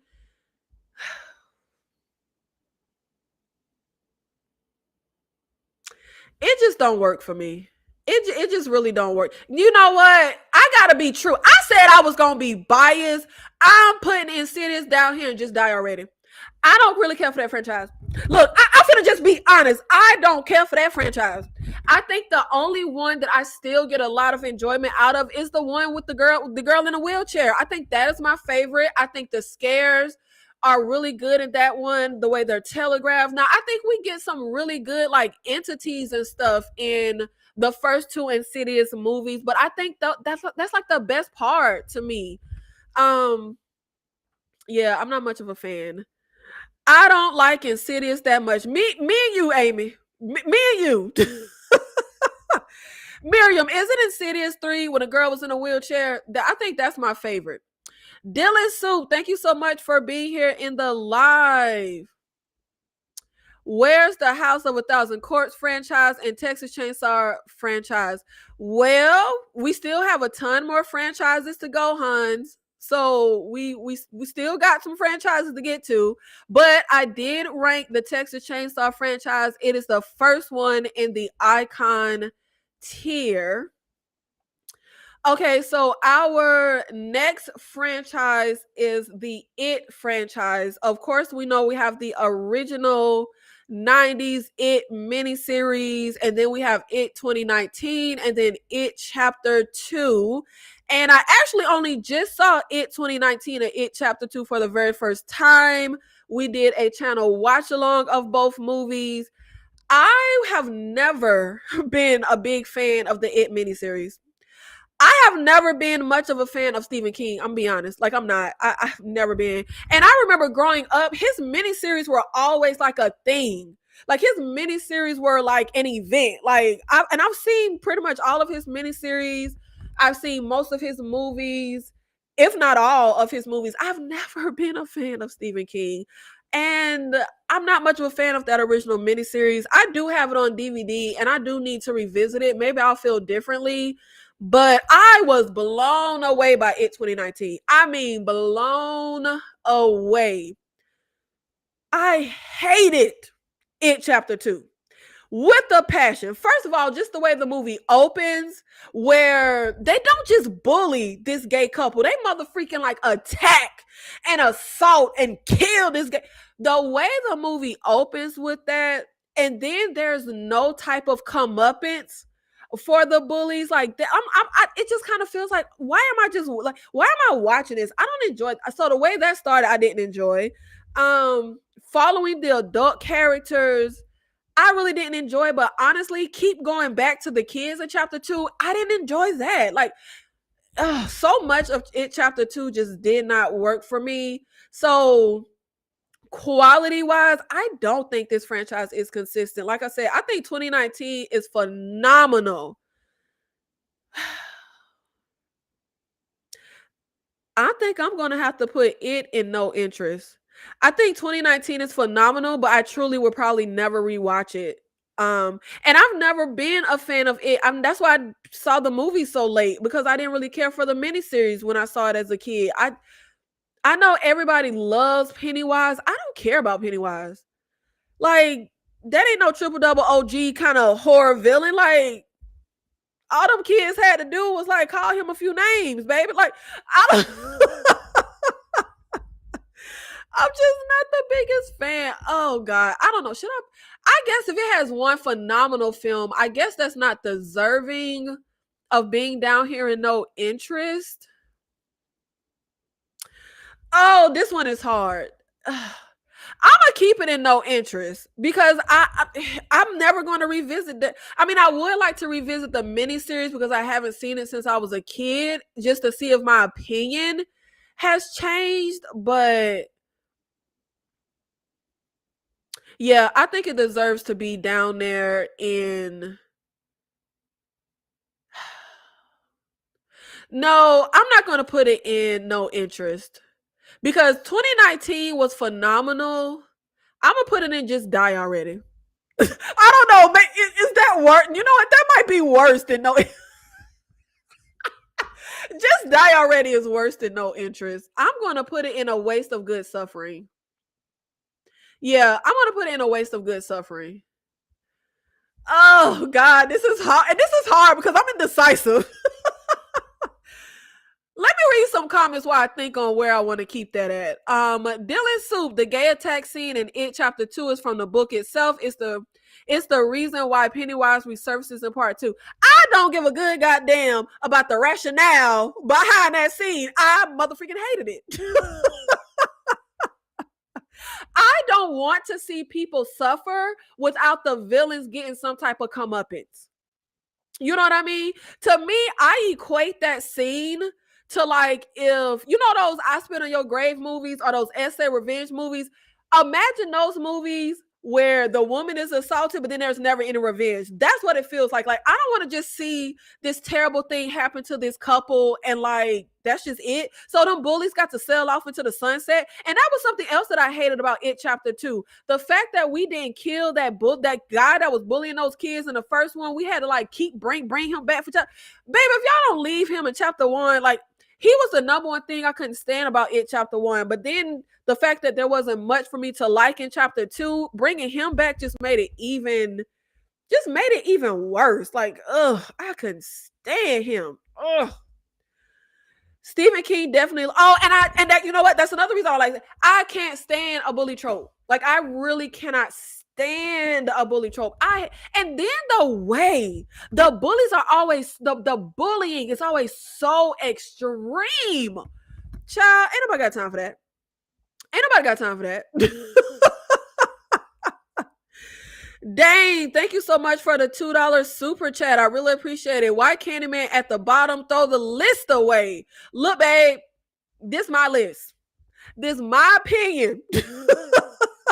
And I gave a disclaimer at the top that it was going to be biased because it's my opinion. So drop your favorite franchises who you would have at the top in the icon tier in the chat. But for me, for Nikki, baby Candyman at the bottom, because I've never cared for those movies. Sorry. And next we have the franchise that I think I've talked the most smack about on this channel, Friday the 13th. I have always proclaimed Friday the 13th to be the worst horror franchise in existence. But let's go ahead and see if I'm going to actually stick to that as we break down the movies in this franchise. Because I was surprised I ranked TCM so motherfucking high. But when we really get into the TCM sequels, I'm like, you know what? Is this better than I thought? So let's get into Friday the 13th. And I actually just recently watched this entire franchise because I did a summer horror movie tier list ranking, and I've never been a fan of Friday the 13th. So that was my first time really sitting through the entire franchise. And I'm being honest, them first, like, I don't know, 3 Friday the 13th movie, babe, I feel like they're the same movie. I feel like they are the same movie. You literally, and especially the franchise especially felt redundant because I was watching it all like back to back. You literally, those first, like, because I think it's like the first 3, and then that 4th one is when you have the Corey Feldman kid grown up, but you know, like a different actor and like psychic and all that crap, chat. I think that's the 4th one. But the first 3, they're so redundant. You got a group of white kids who go to the camp and get killed off one by one, unbeknownst to them. Like, bodies are dropping and they don't even know nobody dying. That's literally the first 3 movies in a nutshell. Literally. Then I think the third one they add some bikers or something, like the girl and her brother. But baby, it's like the same movie. I've never been a fan of Jason, like himself as a character, as a horror villain. Not much of a fan of the movies. I think I really don't like the first one. The only thing I really like about the original Friday the 13th is Kevin Bacon death scene. I really don't like part two. I really don't like the final girls in any of them. I think the one that I get the most enjoyment out of is part three. I love that little boy being like, die, die, die. His hair shaved. Yeah, I get some enjoyment. I think as I was sitting through because before this summer, before I sat and watched the whole franchise, the only movies in this franchise that I had seen before this summer was the original Friday the 13th, Manhattan, and Jason X, and Friday versus and Friday versus and Freddy versus Jason, and the 2009 Friday the 13th. Those were my only experiences with this franchise until this summer. But okay, wait. See, these movies are redundant. They bleed into each other. Okay, so part 4 is the one where the kid is like die. Then part 4 is my favorite. Then the first 3 are the redundant ones. Okay, see, they just all bleed into each other, child. Whichever one is the one with them bikers and Corey Feldman, that's my favorite one. That's the one I get the most enjoyment out of. The first ones are very redundant. Like I said, it's just a group of white kids. They go to the damn camp. They get killed off one by one, unbeknownst to them that anything is even damn happening.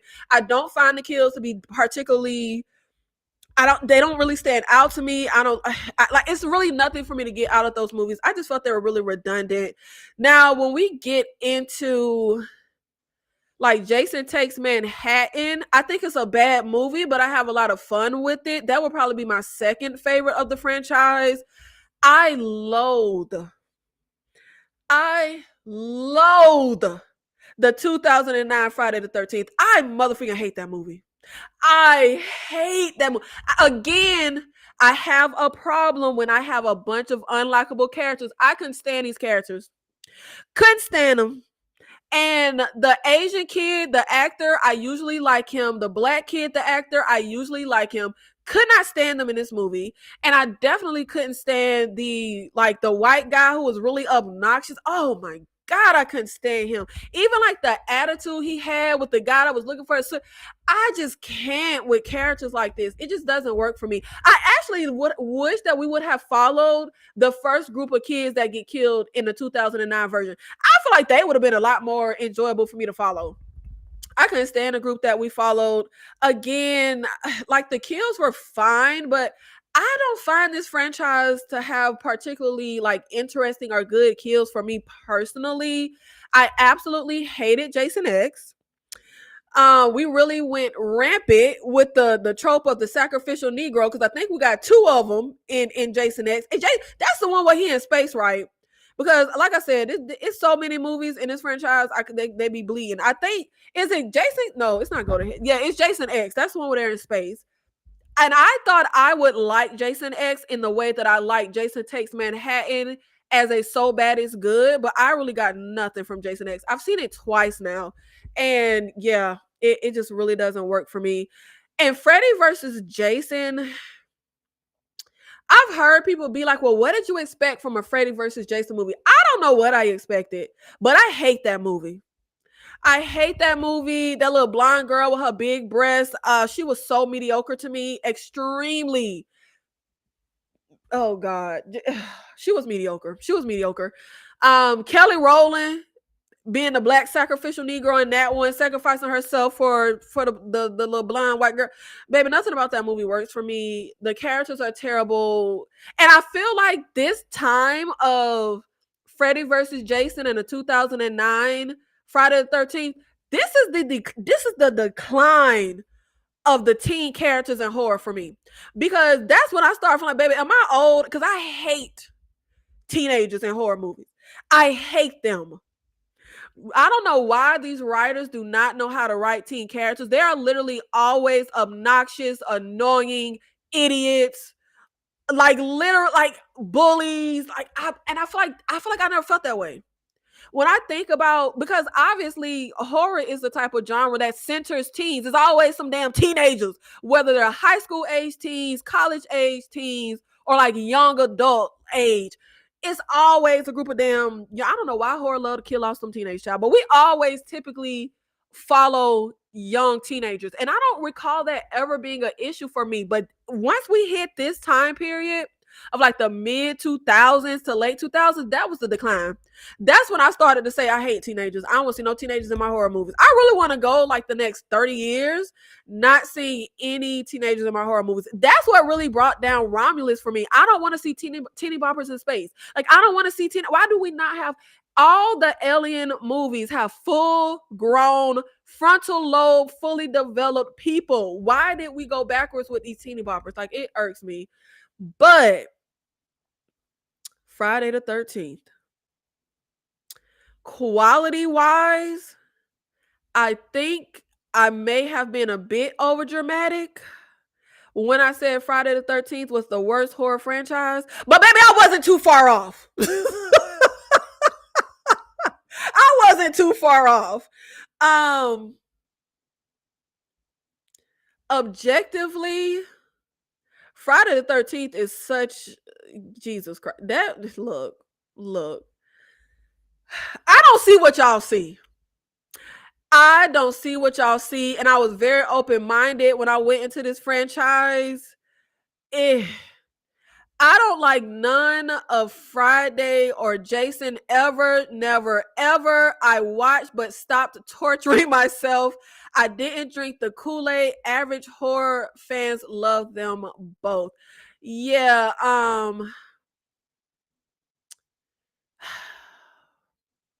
I hate this franchise. Because even the ones that I said I can get some enjoyment out of, I'll never watch them again. Like, I don't consider them good quality films. Friday the 13th is going to have to go down and just die already. And the only reason it's not in no interest is because that tier is reserved for stuff that I either saw one movie and didn't care to see the subsequent sequels, or I've never seen the franchise, just don't care, outside of Candyman being there. So I guess Candyman should be in Just Die Already because I've seen that whole franchise. So I'm gonna put Candyman and Just Die Already. Yeah, because this tier is reserved for, oh damn, I did see Phantasm. Nah, put them back. I'm making the rules up as I go. Some of the movies in no interest are either I've never seen a franchise that had no interest, or I saw one movie in a franchise and had no interest in the subsequent sequels, or I've seen all the movies in the franchise and I just have no interest. But I'm going to leave Jason and Just Die Already. I do not get the hype, and like Miss Lisa, I guess I just didn't drink the Kool-Aid. I feel like I stand. Look, I stand by saying that Friday the 13th is one of the worst horror franchises ever, but I do realize it's melodramatic for me to say that because there's stuff out there like Children of the Corn. But the way, like, I hate that franchise. I'll be honest. I hate that franchise. It was torturous sitting through that franchise. Look, I love that for you, Miriam. I love a Jason Knight. I love that for you, Miriam. I really do, because I just don't see it, and I really tried to see it this time around. When I sat through this franchise, I said, okay, I've called this my most hated franchise when really I had only seen 3 movies out of like 20, because it's like 20 movies in this damn franchise. I'm being exaggerative, but y'all know. But I had only seen like 3. So I was like, you know what? Let me be open-minded. I absolutely, and that's one thing about me. I don't go into movies wanting to hate it. I don't want to waste my time. Y'all see how melodramatic I am, child. I get so easily aggravated. I want to enjoy watching a movie. And I really went into that Friday the 13th franchise this summer, really like, you know what? Let me give it. Maybe this will be like Prometheus. because I hated Prometheus. But then when I rewatched it some years later, I said, you know what? This movie ain't that bad. No, I'd rather watch Alien Covenant than any of those Friday the 13th movies. And I hate Alien Covenant. But I think it's better than any of them Jason movies. Any movie that I hate, I literally would probably put it above any of the Friday the 13th movies. I hate that franchise. Like, I don't get it. And the way the horror community always goes up for Friday the 13th, I just be like, what am I missing? What am I? And Jason is so damn boring. Like, Jason as a villain, but like, I don't get it. He's boring. I be feeling like Jason is asleep at the wheel. Like, Jason be killing people while he's sleepwalking. Like, that's what it feels like. It feels like Jason is killing people while he's sleepwalking, child. I don't get it. Honestly, same. Like, what is it? What is the appeal? I just don't get. And that's just, you know what? It just be like that sometimes. Okay, it just be like that sometimes. I don't get it. Cause we gonna get into some of my favorite franchises that I be hearing y'all trash. And apparently y'all don't see it for those the way I don't see it for Friday the 13th. That's what I'm saying. Honestly, he does the same. He's boring. He's not like. And I think that's why I have more fun with the so bad they're good ones, like Manhattan. Like, at least it felt like he was awake in that movie. Like, the kills were a little fun. Like, he was dunking a man in a radioactive waste and all. You know, like, I got some fun. The kills in the Friday 13th, I'm like, man, this is so boring. Like, I swear, the best way I can describe it is to say he's sleepwalking. Like, he's killing people while he's sleepwalking. I don't get it. I had a good cousin whose mother allowed her to see movies. She would give summary, never watched a movie one of Friday the 13th. Yeah, I can't with that franchise. But let's move on to the next horror franchise. We still got a lot to go. We have Wrong Turn. Wrong Turn is one of those franchises where I hear people go up for the original Wrong Turn a lot. The one with my girl Faith from Buffy, Eliza Dushku. But I've heard a lot of people trash the remaining sequels. I don't like any of these movies. And I actually just rewatched the original Wrong Turn earlier this week. It was either earlier this week or like the end of last weekend. It was either like Sunday or some subsequent day after that. But I literally just rewatched this. I don't get the hype. I don't get the hype at all. And I honestly don't get the hype of like the murderous hillbilly inbred little subgenre of horror. What is with y'all and these inbred hillbillies? What is the appeal of the inbred killer hillbilly subgenre? I absolutely hate this franchise. It's so annoying. I mean, the kills are gory and disgusting, which I do like gory and disgusting, but that girl from the very first Wrong Turn, I can't. I can't. Like, baby, we just start running and you talking about you can't? Well, then fine, stay here and die. It's just nothing about it works for me. Every single one of these movies have complete, like, throwaway characters.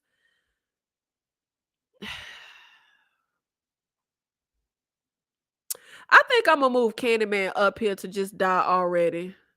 And the inbred hillbillies in this movie, and I mean, you know what? I don't get the hype, but I actually, you know what? They're fine. I actually enjoy them more than the damn characters that we follow and are supposed to root for. I hate the characters in all these movies, but I guess the inbred cannibals are fine. And I'm trying to remember if this was the one, because remember I was just talking about Sydney Sweeney seeing a movie she played in like 100 years ago where her and her class was attacked by inbred hillbilly. I can't remember if that was one of the Wrong Turn sequels or if that was just another one of the inbred hillbilly movies, because there's a ton of them. But all of these movies are horrible. and forgettable, because like I said, I can't even remember if this hillbilly movie I'm thinking of with Sydney Sweeney was in their franchise or not. But I'm gonna put it in just die already. I don't think there's any good movies in the franchise. I think they're all terrible. I will say the original Wrong Turn is probably the best as far as quality, and like it's fine. It's not terrible. I'll probably never rewatch it again, but it's not like a bad movie. I can actually understand objectively. I can understand why people like that first Wrong Turn, but all the other ones, child, Leprechaun. I only like one movie in the entire Leprechaun franchise, and that is that first original one with what's that lady? Jennifer. I can't think of her name, but that's the only one I like. All them, but even that one, like the original Leprechaun, kind of reminiscent. I want to say in the vibe of like Pumpkinhead, where like it feels like a laughable villain. Like I don't know, something about it works for me. I actually like the characters there. The little, I can't think of that girl name. It's like Jennifer. I can't think. What is that lady name? Who was married to was it Ben Affleck? No, she wasn't married to Ben Affleck. She was married to, what's that white man? Oh Lord, my mind is blinking. Who like cheated with Angelina Jolie and left the Jennifer lady? Y'all, who am I thinking of? Thank you, Jennifer Aniston. Thank you, Amy. Jennifer Aniston. Yes, I like her in Leprechaun. I think it was like a little boy, not little boy, but like a guy that liked her that was in there. And I think she was there with her dad. I like that first Leprechaun movie. I have a lot of fun with it, but I hate Leprechaun in the Hood. And then like that second, I think it's the second or fourth Leprechaun, which I can't remember the order, but all the movies are terrible. Like they're horrible. And I feel like the Leprechaun like character, like him, just gets cheesier as the sequels go on. Him rapping in that one, oh God, like them movies are god awful. But it's still better than anything the Friday the 13th franchise has ever produced. But I'm gonna have to put it in just die already. I feel like Jason don't need to be. I feel like Jason need to be lower. Like Jason don't deserve to be. You know what? And I think I want to change. I'm gonna put Insidious in a waste of good suffering.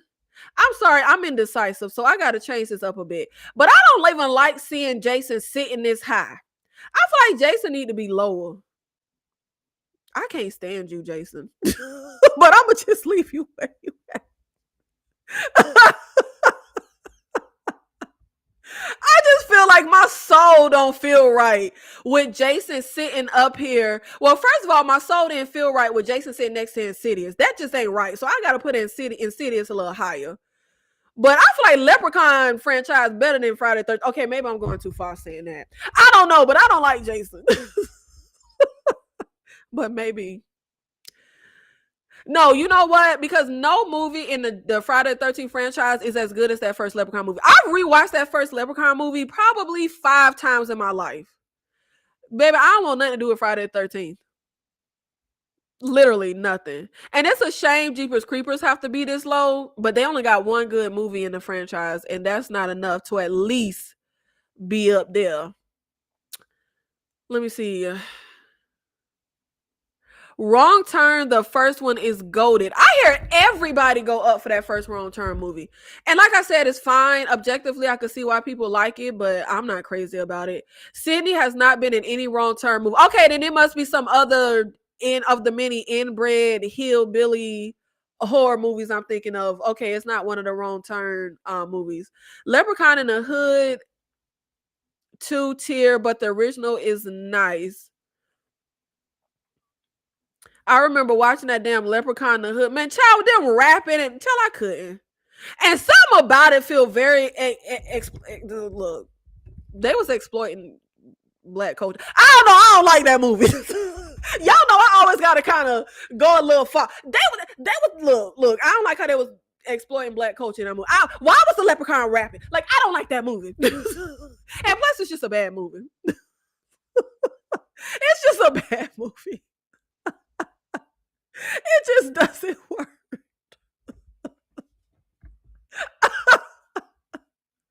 Oh my gosh. I don't know. I gotta sit with. I think. I don't like Jason. I wish there was a lower tier than no interest. I want to put Jason into the depths of hell, but let's move on. Okay, the next franchise. I just really don't like Friday the 13th, and I gotta be very vocal about it because I feel like people. I feel like it's more. Look, Friday the 13th haters unite because I feel like y'all are living in the shadows, too scared to come forward. I gotta be vocal about not liking that franchise because the horror community be scaring people. Okay, people be too scared to say stuff. I need y'all to come out the shadows, okay, and rejoice in the Friday the 13th hate. I can't stand that franchise. Okay, next we have Hannibal. And of course, we know in this franchise we have Manhunter from the 80s, we have The Silence of the Lambs from the 90s, then we have Hannibal, Red Dragon, and Hannibal Rising from the early 2000s. I think this is a iconic franchise. Go ahead, put it to the top. Not one bad movie. I think Manhunter, Silence of the Lambs, Hannibal, and Red Dragon are top tier goated movies, as y'all say. Hannibal Rising, pretty mediocre, but quality wise, we only got one mediocre movie out of the bunch. Everything else I absolutely love, and I feel like I like Red Dragon way more than Manhunter. Red Dragon is basically a remake of Manhunter. I think Red Dragon works a lot more for me. Hannibal is absolutely amazing. I love that movie. Obviously, Silence of the Lambs is iconic for a reason, but quality wise, the icon tier is for the movies that have the most consistent, good quality movies. Hannibal only has one mediocre movie out of the bunch. Okay, it absolutely works. A live look at how Nikki hates everything. I do hate everything. I hate everything. It's just so, and see, I love doing this tier list ranking because I be sitting here like, anytime I'm just like in spaces like online with like horror people, I just be sitting here like, what the hell? What the hell? Y'all, what y'all? The same way people be like, oh, the 80s was the greatest era of horror. I be like, huh? What the hell? No, the hell it wasn't. Oh, Friday the 13th. Oh, I love Friday the 13th. I be saying like, what the hell?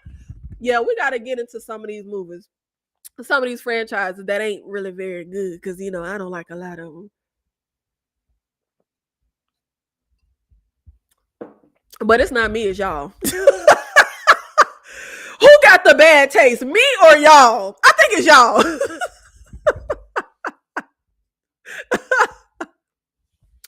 Agreed, even like Hannibal. Now, I've never seen the Hannibal TV series. That's one I have not seen.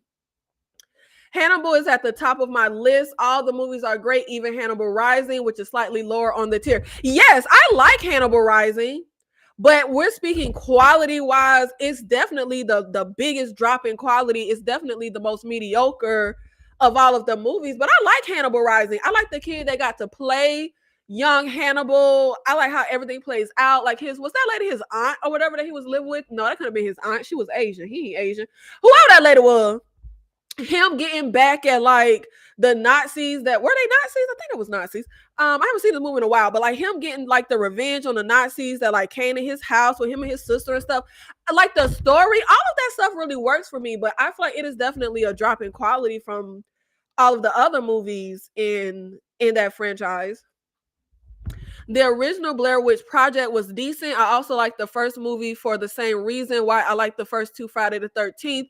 They are set in the Northeast states, Maryland and New Jersey. So the movies don't have to be good, Dylan. They just have to be set in Maryland and New Jersey. Is that the bar? Vanessa Wicked, thank you so much for being here in the live. Okay, I'll have to check out the Hannibal series. I don't know why I never got around to it or got into it because I'm a huge fan of the movies.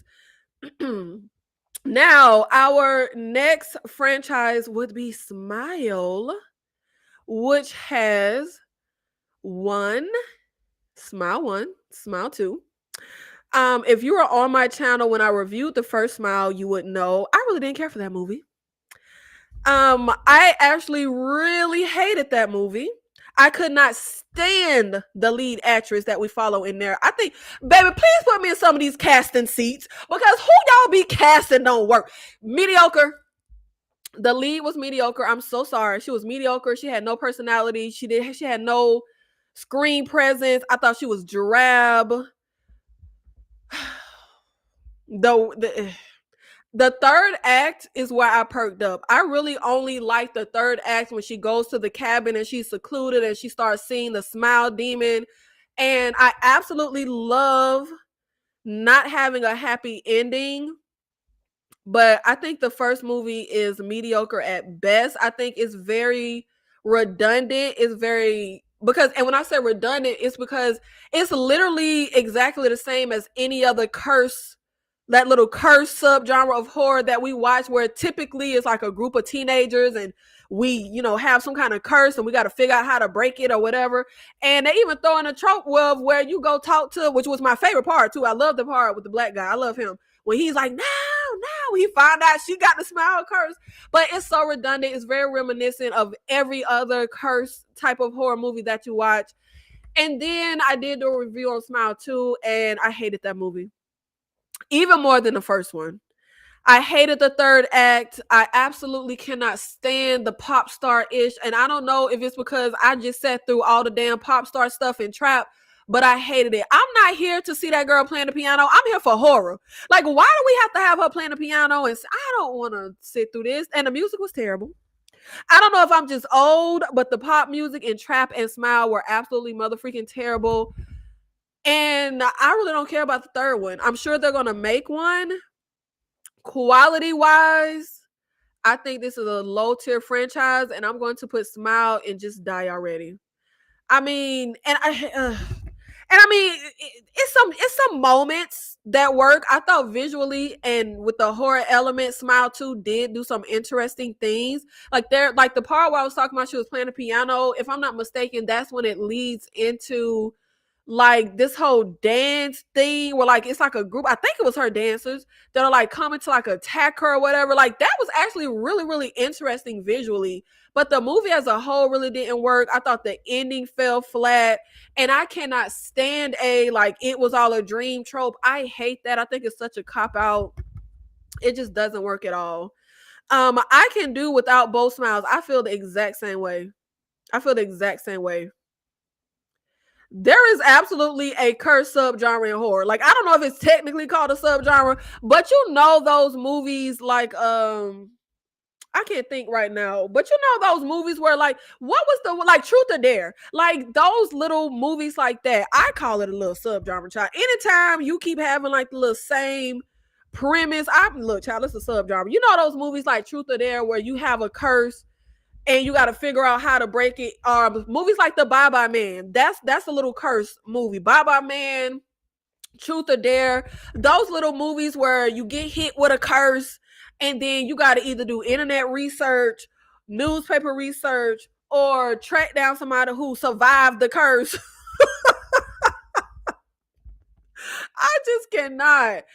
Okay, let's move on to our next franchise, Halloween. I don't hate Halloween like I hate Friday the 13th, but it is definitely a franchise that I don't understand why people go up for it and are so crazy about it. The original Halloween, I'm not much of a fan of. I find it to be very drab and boring. I don't have a lot of fun with that movie. I honestly really don't like Laurie Strode. I don't like her friends. And I find Michael Myers to be a bit boring. Halloween 2, I get some enjoyment out of, but I can't stand how Laurie can't save her damn self. Like they in the first one and the second one, they have to have that doctor come in and save her. And then that scene in Halloween 2 where she don't scream when the doctor and the people are finna go into the hospital. I'm like, girl, if you don't like nothing wrong with your throat, if you don't scream, get on my nerves. Now, I like Halloween 3 Season of the Witch. But my experience with the Halloween franchise started with H2O. That movie came out when I was like 10. I saw it in theaters. I loved it. I don't think it's aged so well, but I do still get some enjoyment out of it. I think it's an inconsistent franchise, if I'm honest. The only movies in the franchise that I like would be Season of the Witch, H2O. Halloween 2007 is good, even though I was confused because I said, baby, she had a son. Like, what is going on? But somebody told me they like, it was a whole nother, like they rebooted or something, whatever. Halloween Kills, I have fun with in a so bad it's good kind of way. That movie is absolutely atrocious. I didn't care for Halloween. It ends. Halloween. Wait, I'm getting confused. Was the Halloween 2018 that I liked? The Halloween 2007. Either way, it's only one of them that I like. So out of the whole franchise, it's like 3 movies that I like. One is mediocre. 3 good, 1 mediocre. I'm gonna have to put the whole Halloween in Just Die Already. And I know that's a franchise that y'all go up for, but honestly, as a casual Halloween fan, that franchise is so confusing. They have so many, I guess it's different timelines. Because I was confused as hell. Because when her daughter was giving her attitude, I was like, baby, he been trying to kill her whole life. What you don't understand? But in them movies, he ain't been trying to kill her whole life. But then the other little movies, he has been trying to kill her whole life. That Halloween franchise is a mess. Like, let's be honest. Even if you enjoy the franchise, those movies and that timeline is an absolute, complete mess. 100%. Halloween 2007 is by Rob Zombie. Halloween 2018 is with. Okay. I mixed it up. I like the Rob Zombie Halloween. I think it's better than the original John Carpenter Halloween. And then I think the Halloween 2018, that must be the one with the daughter. That's the one that I'm like, I think that's the mediocre one. Like, I think it's fine. I really couldn't stand her daughter. I really couldn't stand her granddaughter. If I'm not mistaken, they have like the showdown at her house. They're like in the kitchen. It was like a trap door. She was like trying to get Michael. I think that's what. Man, there's so many of these movies. And there's so many timelines. It's so confusing. But I know that Rob Zombie one is fire. That Rob Zombie 2007 Halloween, that one is fire. That one is better than the original. I don't care. I feel like the character work we do with Michael and Rob Zombies works a lot better for me. I still don't like Laurie or her friends in the Rob Zombie Halloween. I am annoyed that all them girls had to die with their titties out. Like, what was the point of that? Why they gotta die topless? Like, I'm sorry, I gotta be that person. But I was like, as soon as I start watching the movie, I said, Rob Zombie gonna have Michael come from a little trailer park white trash family. Oh, baby, I'm here for this. This is good. This is good stuff. Like, it really freaking worked. But I've never been crazy about the Halloween franchise. I said earlier when I forgot what we were doing. We were on a live talking about horror movies, and I said y'all be lying when y'all say y'all be watching that original Halloween movie every year. Y'all be lying because that movie will put you to sleep. That movie is boring as hell. And I did watch a documentary about like them getting that movie made. Amazing stuff. Shout out to them for getting that original movie made. They had a budget for like 3 pumpkins. They had 3 pumpkins in a whole movie, had to make it look like Halloween. Shout out to y'all. But the movie sucks. Objectively, for me, it's drab. It's boring. There's nothing special or exciting about Laurie. She comes off as a weakling. I like Laurie later when she turned into Sarah Connor. Like, I like that Laurie. Her friends were very forgettable throwaway characters in that original Halloween movie. The franchise just really doesn't work for me. I didn't even want to mention Halloween Resurrection. Throw that whole movie away. This is for Cindy, and this is for Michael, and this is for Sarah. I hate that movie. And nothing was wrong with her legs. Why did Busta Rhymes had to carry that white lady out that house? That movie got on my nerve.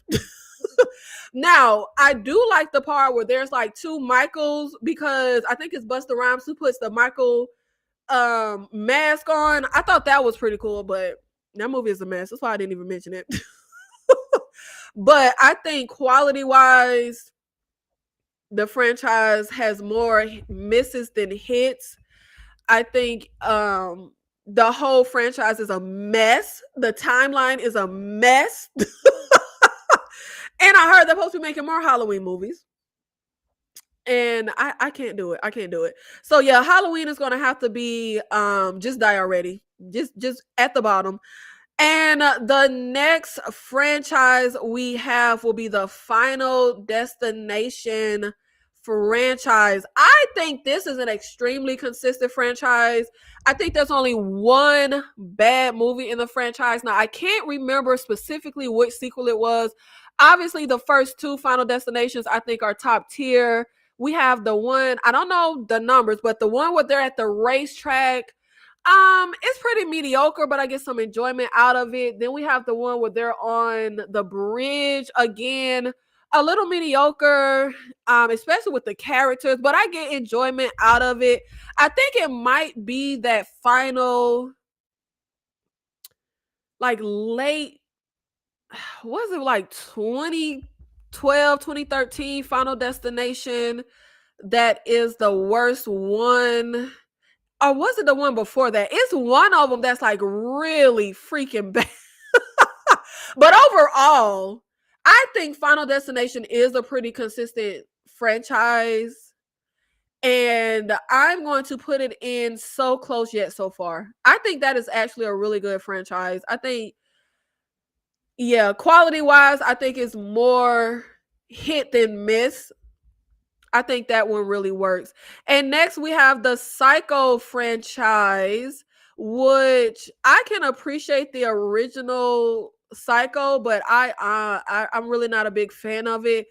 When we follow the lady for like the first damn hour of the movie, didn't really work for me. But then once she dies and we go into Norman Bates, I have a lot more fun following him. I thought that actor really did well. Everything with that character really works. But I prefer Psycho 2 and Psycho 3. I think it gets a lot more like slasher and like up my alley. I think Psycho 2 is the superior one.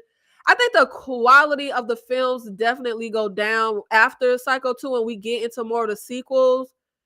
I think there are 4 or 5 Psycho movies. I think 4.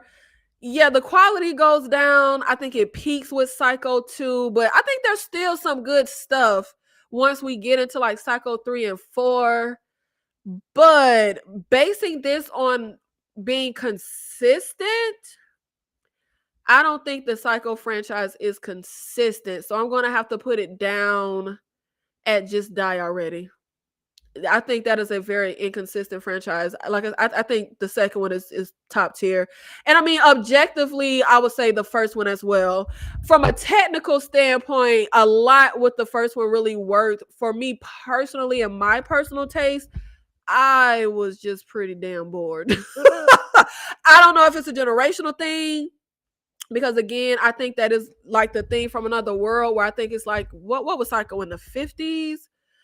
And let's get to the next franchise, My Bloody Valentine. This is one of those franchises where I've seen these movies like one time in my whole life. I saw the original, which I actually really liked the original. I remember watching the remake in theaters. I don't think it has aged well. I went to try and watch it recently. I couldn't even watch it. I think I saw it for like 20 minutes and it couldn't stand the characters. Nothing about it was working for me. And I always be saying stop, talking bad about the early 2000s horror, but some of it feels very early 2000s, and I think My Bloody Valentine is one. It just doesn't work. And I think after that original one, there's a few subsequent sequels that I saw. I don't really care about this franchise. Like I said, I've seen the movies like one time, never cared to revisit them. I'm going to put it down in no interest. Nightmare on Elm Street. Now, of course, we know the top franchises that y'all always talk about. Friday the 13th, Halloween, Nightmare on Elm Street is another. So let's see how this is going to rank for me. Friday the 13th is a franchise that I absolutely loved growing up. For me personally, this franchise has not aged well. I really don't like this franchise. Like, it's one of those franchises that I loved, but as time has gone by, I don't like so much. Now, I do still really like, I think it's Dream Warrior and Dream Master, or is it Dream Child? I know I love Dream Warriors. That's the one where they're in the little hospital with them kids, and Nancy comes back to help them kids. But I confuse Dream Master and Dream Child. I think I think Dream Child is the one I like, because I think Dream Master is when the black guy like from Dream Warrior come back and they kill him. Which one got the black girl with the glasses? These movies be having so many sequels. I don't know how y'all keep them straight in your head. I just really don't. um, I actually really liked the casting for the 2010 Nightmare on Elm Street as far as Freddy. I actually really liked him. I thought he was despicable, disgusting, the way they lean into him being like, messing with kids. Like, it makes your skin crawl. And I think that really works, especially because I feel like the more the franchise went on, Freddy started to feel like a little too goofy. It kind of reminds me of Chucky. Like, it's like, aren't we supposed to be scared of them? Like, it's like, I feel like Chucky and Freddy got a little too comedic for my taste. Like, how am I gonna be scared of somebody that's like all being all funny? So I liked how like dark the 2010, like having him as that guy as Freddy was. However, I don't think the movie is as bad as people make it out to be, but it is a mess. Obviously, that lead girl who didn't even damn want to do the damn movie just really pisses me off. Um, Wes Craven's New Nightmare, is that the one where it was like Nancy in real life? Is that what that one is? I think that one was pretty decent, was fine. But overall, I think it's a pretty inconsistent franchise. And even the ones I used to like, I know I used to love the original Nightmare on Elm Street. I don't think I like Freddy's Revenge, but I can barely remember. But even the ones I like, I really don't like the original Nightmare on Elm Street anymore. And I used to love that movie, but I think this franchise is pretty inconsistent. I think at this point, the movies that have aged the best, like still hasn't aged bad, will be Dream Warriors and New Nightmare. I already talked about how much I hated Freddy versus Jason when we did Jason. I think this is a really inconsistent franchise. I don't think the movies have aged well. And I'm going to have to put Freddy in a waste of good suffering. I definitely put his franchise higher than Halloween and Friday the 13th, but not much higher. And then we have the Lost Boys. I am not a fan. Don't like these movies.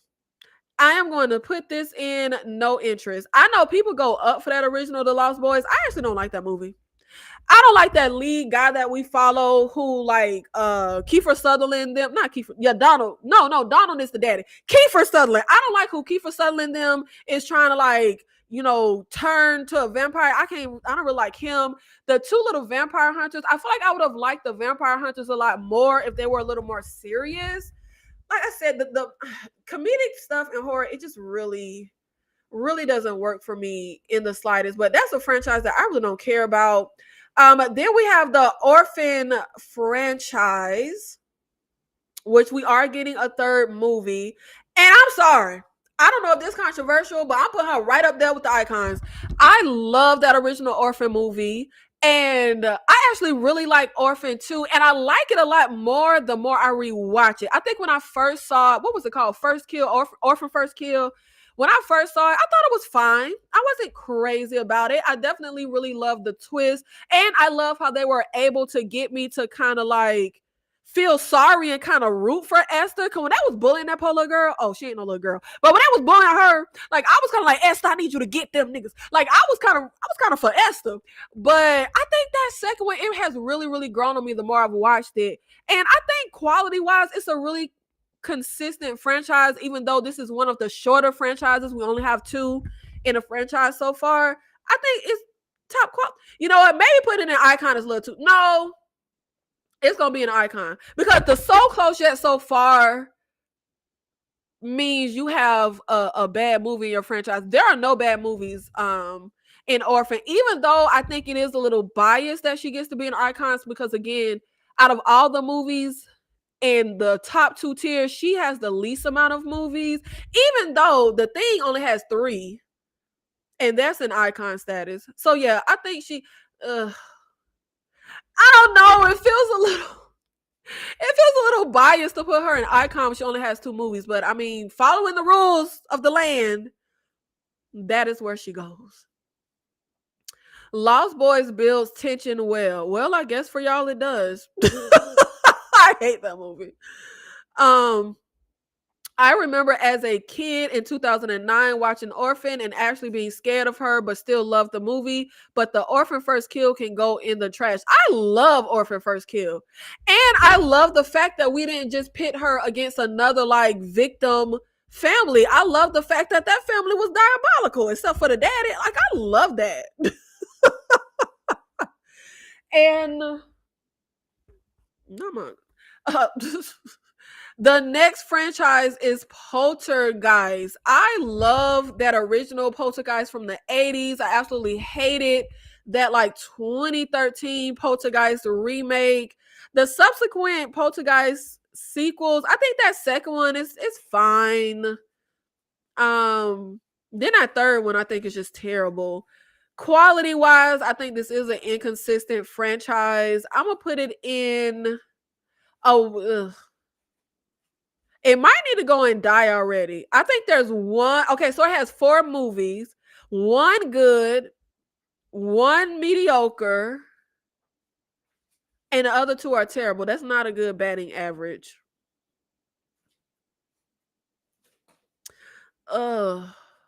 I don't know if it deserves to be down here with like Cabin Fever and Leprechaun. I'm gonna leave it mid tier. There's only 1 good movie in the franchise, so technically it should be in just die already. I don't think it deserves to be. Oh, Lord. Well, you know what? I put Psycho down here. So you're going to have to go down there because Psycho has. I think Psycho should be in a waste of good suffering.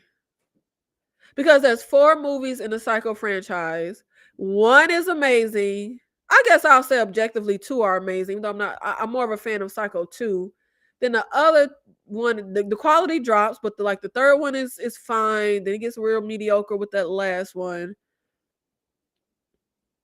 Okay, yeah. That's where I'm going to leave that. And then we have the Predator franchise. I go up for the Predator franchise. You hear me? My introduction to this franchise was Predator 2. I watched that when I was a kid. That was the first one I saw. That is my favorite in the franchise. But this is a consistent ass franchise. The original Predator, top tier. Predator 2, top tier. AVP is good. Requiem is terrible. Predators 2010. That's the one when they're on the island. Top tier. The Predator. Oh, that's the one with Sterling K. Brown. That one is rough. But I've rewatched it like 3 times. I do get some enjoyment out of it, but it is rough as hell. Prey is top tier. Prey is top tier. So that's 3 top tier movies, a good movie. No, wait. Predator, Prey, Predators, Predator 2, 4 top tier, 1 good, 1 terrible, and 1 mediocre. I think quality-wise, the Predator franchise is pretty damn consistent. I'm putting Predator in icon. Icon living. Okay, Predator is up there in icon. I think that yeah. I think that's where it stays. This is so hard. This is so hard. Because Predator is top tier. Predator 2 is top tier. Predators, I think 2010 on that island, that movie is good as hell. That's top tier. Prey is absolutely motherfucking top tier. AVP is good. Requiem is terrible. And the Predator is a mess. but I can get some enjoyment out of it. Yes, I think that is a consistently good quality franchise. I think that belongs in icon status. Yes, that belongs in icon status. Love the one with Adrian Brody. I think, yes, that's the Predators, like 2010. Yes, that's when they're on the island. And I love that movie. Love it. I don't understand why it's not like wasn't bigger than it is. I don't really hear people talk about that one. But I used to feel like Adrian Brody was terrible casting for that movie. But I think he grows on me the more I watch it. Like, I don't know. It's like he fake acting like I don't know. I don't buy him. Like, I don't buy him in that role. Ugh. Especially when we get to the part where he's like kind of reenacting and redoing some of the stuff that Arnold did in the original Predator movie. Like, it just feels like such a joke. It feels like I don't believe him. But that's how I felt when I first like, that's how I used to feel about him in that movie. But I think over time,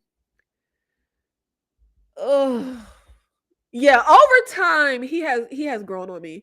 He has grown on me. Hated Poltergeist movies. And I actually just rewatched that original one from 82 and I actually liked it a lot more. I used to feel like I wasn't the biggest fan of Poltergeist. I was never crazy about that movie or that franchise, but I rewatched that original one recently and I actually really enjoyed it. I was like, "Oh shoot, like I really like this. Why have I always like been a little down on this?" The next movie in our franchise is Child's Play. And let me see. How has this franchise done quality-wise? I think the original trilogy is good. I'm not crazy about Child's Play, but I like the original trilogy. I love Child's Play 3, Child's Play 2, and Child's Play. Now, I will say Child's Play 3 hasn't aged so well for me personally, but that's only because I don't know something about I don't like a bully. I don't like a bully trope. And something about that kid in that military school, like I can't stand him. But I still do really like the original trilogy. Which one is it where the girl is in the wheelchair? Is that Curse of Chucky or Cult of Chucky? The 2019 or 2020 Child's Play remake, it was good. I didn't hate it. But when we get to those like middle films like Bride of Chucky, Seed of Chucky, baby, that is not my ministry. That is absolutely not my ministry. I've never seen Bride of Chucky or Seed of Chucky, and I don't care to. I have no motherfucking interest. Um, but quality wise, the ones I've seen, uh,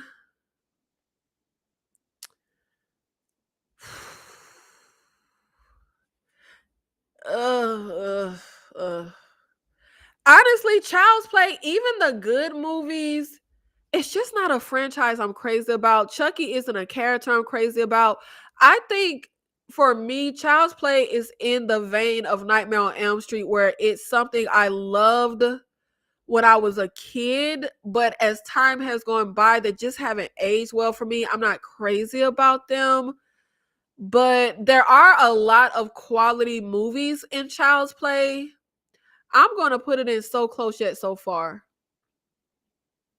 Yeah, I'm gonna put in this because unlike Nightmare on Elm Street, I have rewatched the Child's Play franchise a lot more over the years and in recent years. I actually just rewatched the original trilogy recently. And again, I don't know if it's Cursed or Cult, but with the one with the girl in a wheelchair, I just rewatched that one recently. And I saw the 2020, 2019 one recently. Like, I think I still get a lot of enjoyment out of those. I probably will never watch any Nightmare on Elm Street movies ever again for the rest of my life. Like, I just have no desire at all.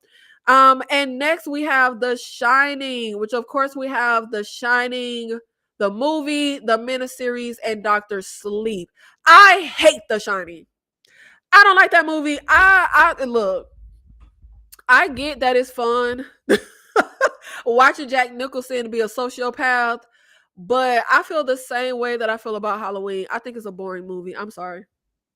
Um, I can't really get in depth with a lot of thoughts. This video is already going on long, but I'm not the biggest fan of The Shining. Now, I do like The Shining miniseries. I do remember liking that miniseries. I feel like I like it a lot more, or maybe not a lot more, but I like it more than a Shining movie. But I absolutely love Doctor Sleep. If this was just about Doctor Sleep, this would be an icon status. But it's not just about Doctor Sleep. I think Doctor Sleep is literally one of the greatest movies ever, bar none. But I don't like The Shining. Why did they kill that black man? That man ain't do nothing. I guess a 2 out of 3 at least deserves to be mid tier. So I'm gonna put it in mid tier because I think 2 out of 3 is pretty good. The next franchise is Sleepaway Camp, and I'm going to put that immediately in no interest. Because I want to say that I can't remember how many movies are in this franchise, but I have only seen the first one, and then I tried to see the second one, but I pulled a do not finish. I was over it. I didn't enjoy it. I said, baby, get the hell up out of here. I really did not enjoy that in the slightest. Liked a couple of Chucky movies till he got a wife. I did like Meg Tilly, another possession movie. Curse of Chucky was with The Witcher. Okay, that's the one that I really like. Adrian Brody acting sucks. What? In the Pete Jackson King Kong film. I know his acting don't suck because baby, he made me cry in The Pianist. They're on an alien planet, not an island in Predators. Did I say island? I meant planet. It's the stilts. It's so ridiculous. Who was on stilts? Who was on the stilts?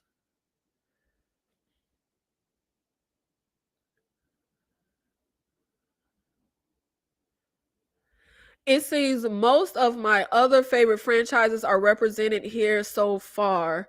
Well, we got quite a few here. We got quite a few. But we are going to take a quick 30-second intermission. Okay? I'll be right back.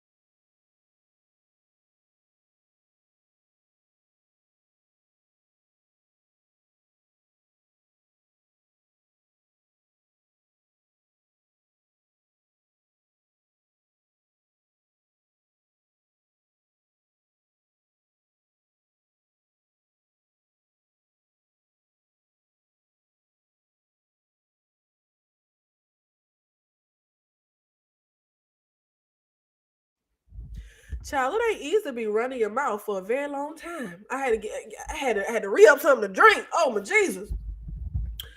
Okay, let me get through. Because I ran my mouth in a live the other day. I'm running my mouth in this live today. Lord Jesus. Running your mouth is hard work. Who would have knew? Who would have knew how much hard work it is running your mouth, child? I feel like my voice sounds different to my ears. Like I just been talking and talking and talking. Hey, Brendan and Sam, if you guys haven't, check out Our Life in Horror. Sleepaway Camp was just funny. Did not watch any of them. I'm not a fan. That first Sleepaway Camp, again, I don't like a bully trope. I'm a broken record. And again, the 80s is not my ministry. The 80s isn't my ministry at all.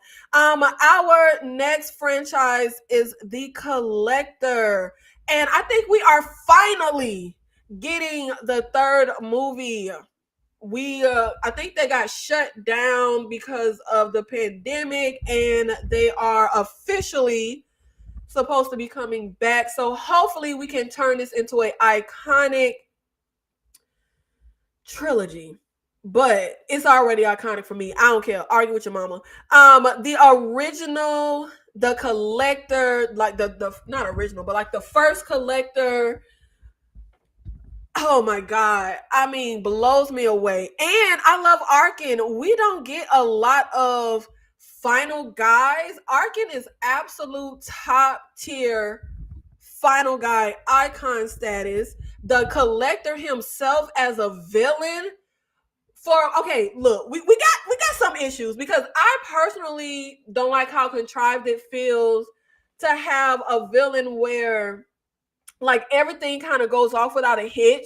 Like he's able to rig all this stuff up by himself. Okay, I could barely put my coffee table together by myself, but that's neither here nor there. But he could rig all this stuff up. Everything just goes off without a hitch. Like that trails into some contrivances, but I absolutely love the collector as a villain. I love his little getup, the way he looks.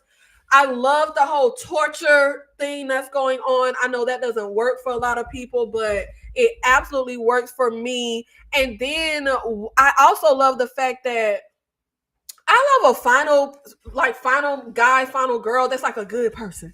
Like Nancy coming back to help them kids, child. She didn't have to do that. Arkin, like, yes, he's breaking into these people's house, so that's like technically not like a good guy. But Arkin was a good guy. Okay, Arkin was trying to help that family. Arkin got free, went back to help that little girl. Arkin ain't have to do that, baby. Arkin ain't have to do that. Now we get some inconsistencies once we get to the collection, which is the second movie, because in the very first collector, a huge subplot was the whole thing that pops off the movie.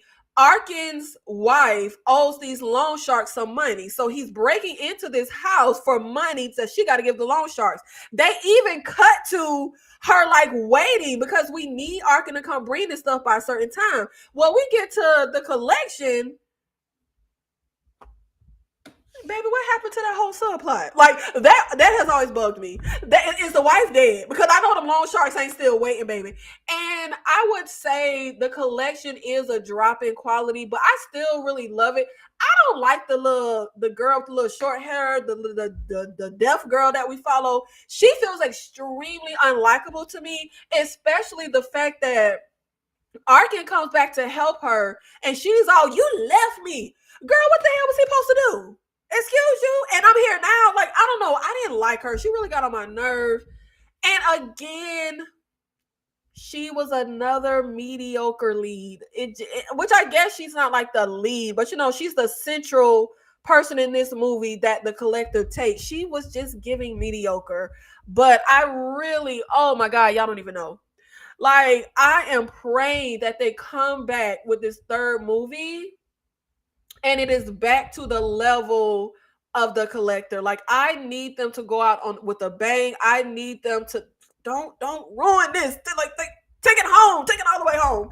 Our next franchise, the Firefly family franchise, we have House of a Thousand Corpse. Hate that movie.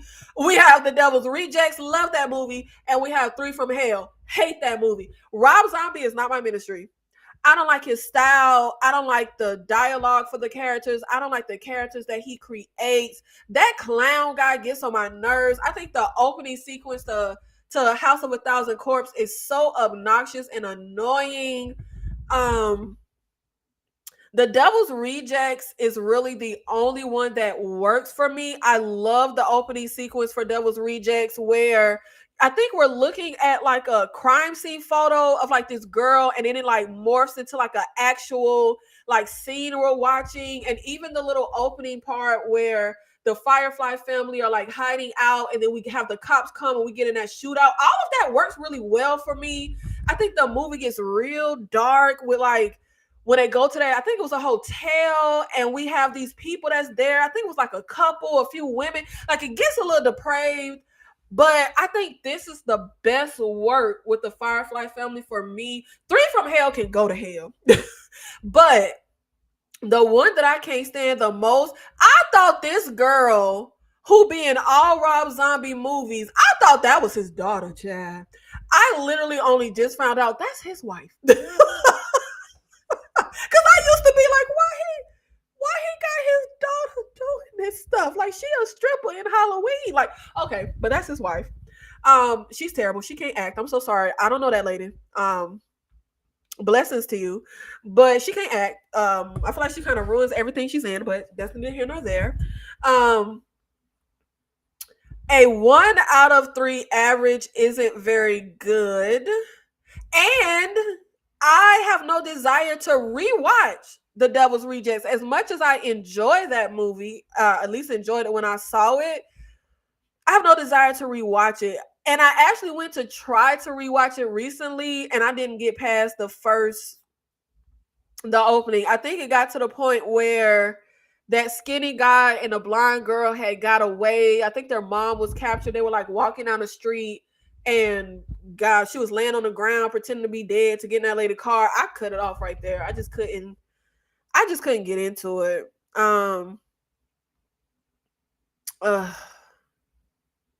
Now, I will say, objectively, I think House of a Thousand Corpses is a good film. I just don't like it.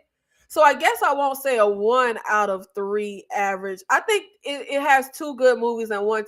Objectively, Three from Hell is a terrible movie. That is just a mess. But I will say, I think House of a Thousand Corpses, I can see why people would like that. I think it is pretty well made. I just really don't like it. Yeah, I'll bump it up to mid tier. I don't think House of a Thousand Corpses is a bad movie. I think it's just not for me. So yeah, I'm gonna bump it up there. And then next we have Children of the Corn, child. Children of the Corn is like a movie I liked when I was a kid, and it makes me question my taste because no, the hell, I hate. Look, we're gonna put that down in,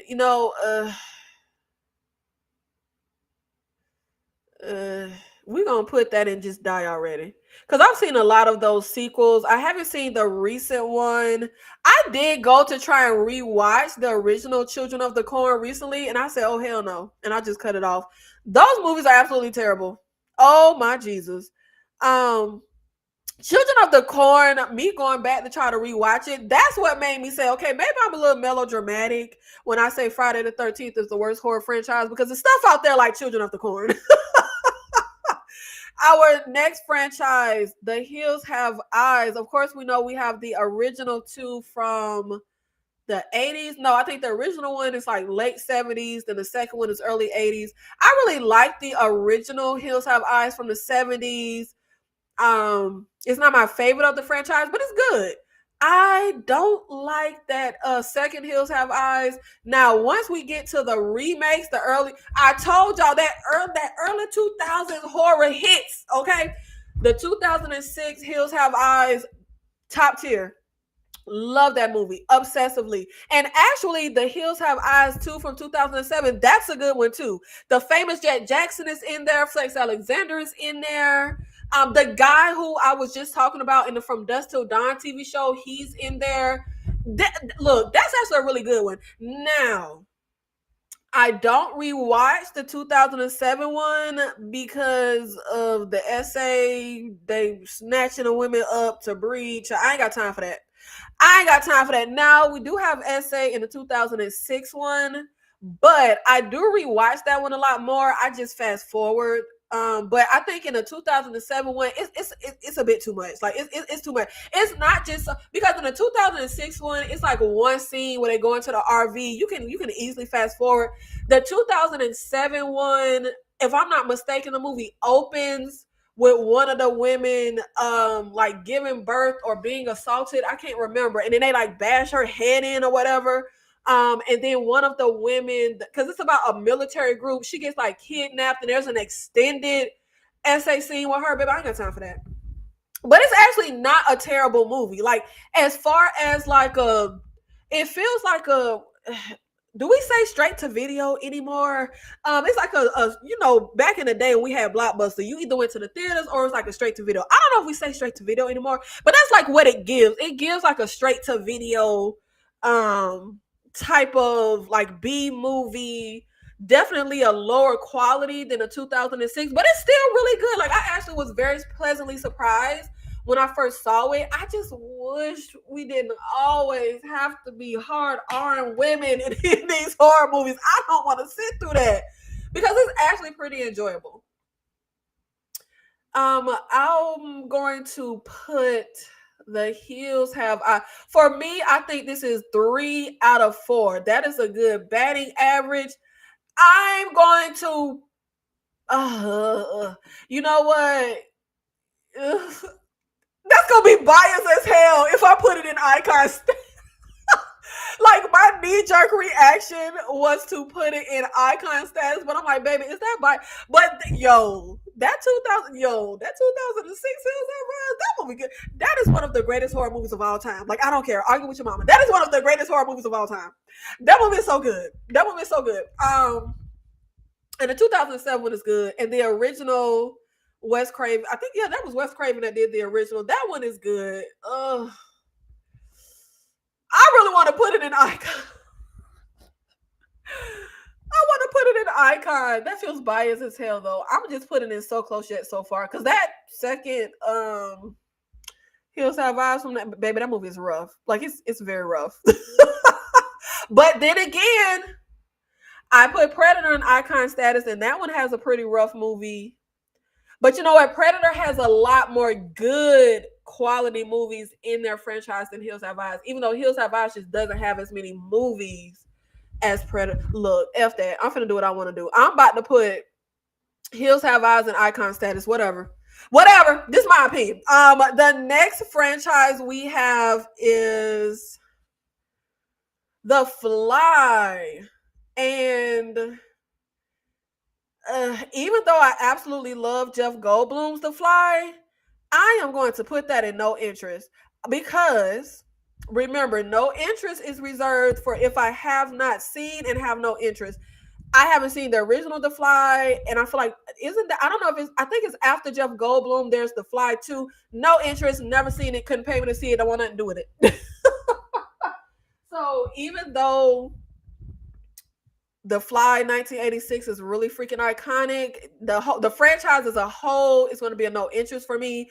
Then we have the Winnie the Pooh franchise that they are putting together. As of now, we only have 2 movies. I know this was very unpopular. I know everybody and their mama hated that first Winnie the Pooh movie. I love that movie.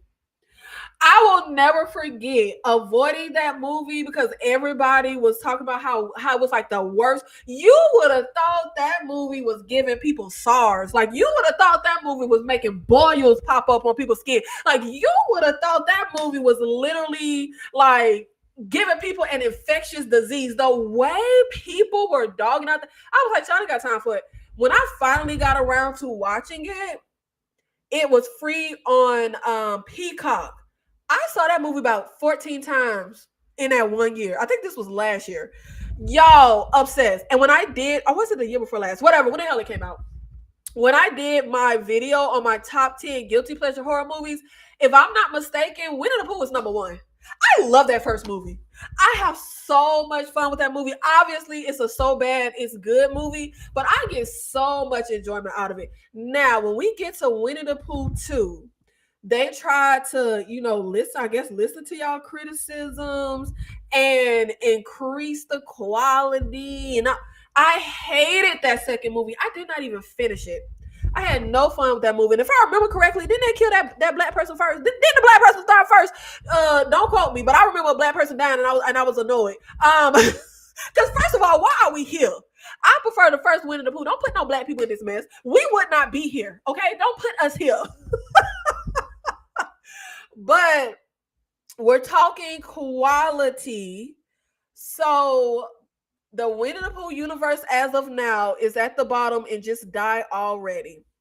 I can't put it in no interest because I would be interested in everything else that they have coming in this universe, the Poohniverse as they call it. Um, and like I said, I really love that first movie. I had so much fun with that first movie. It's literally sick. Next up, we have the Scream franchise.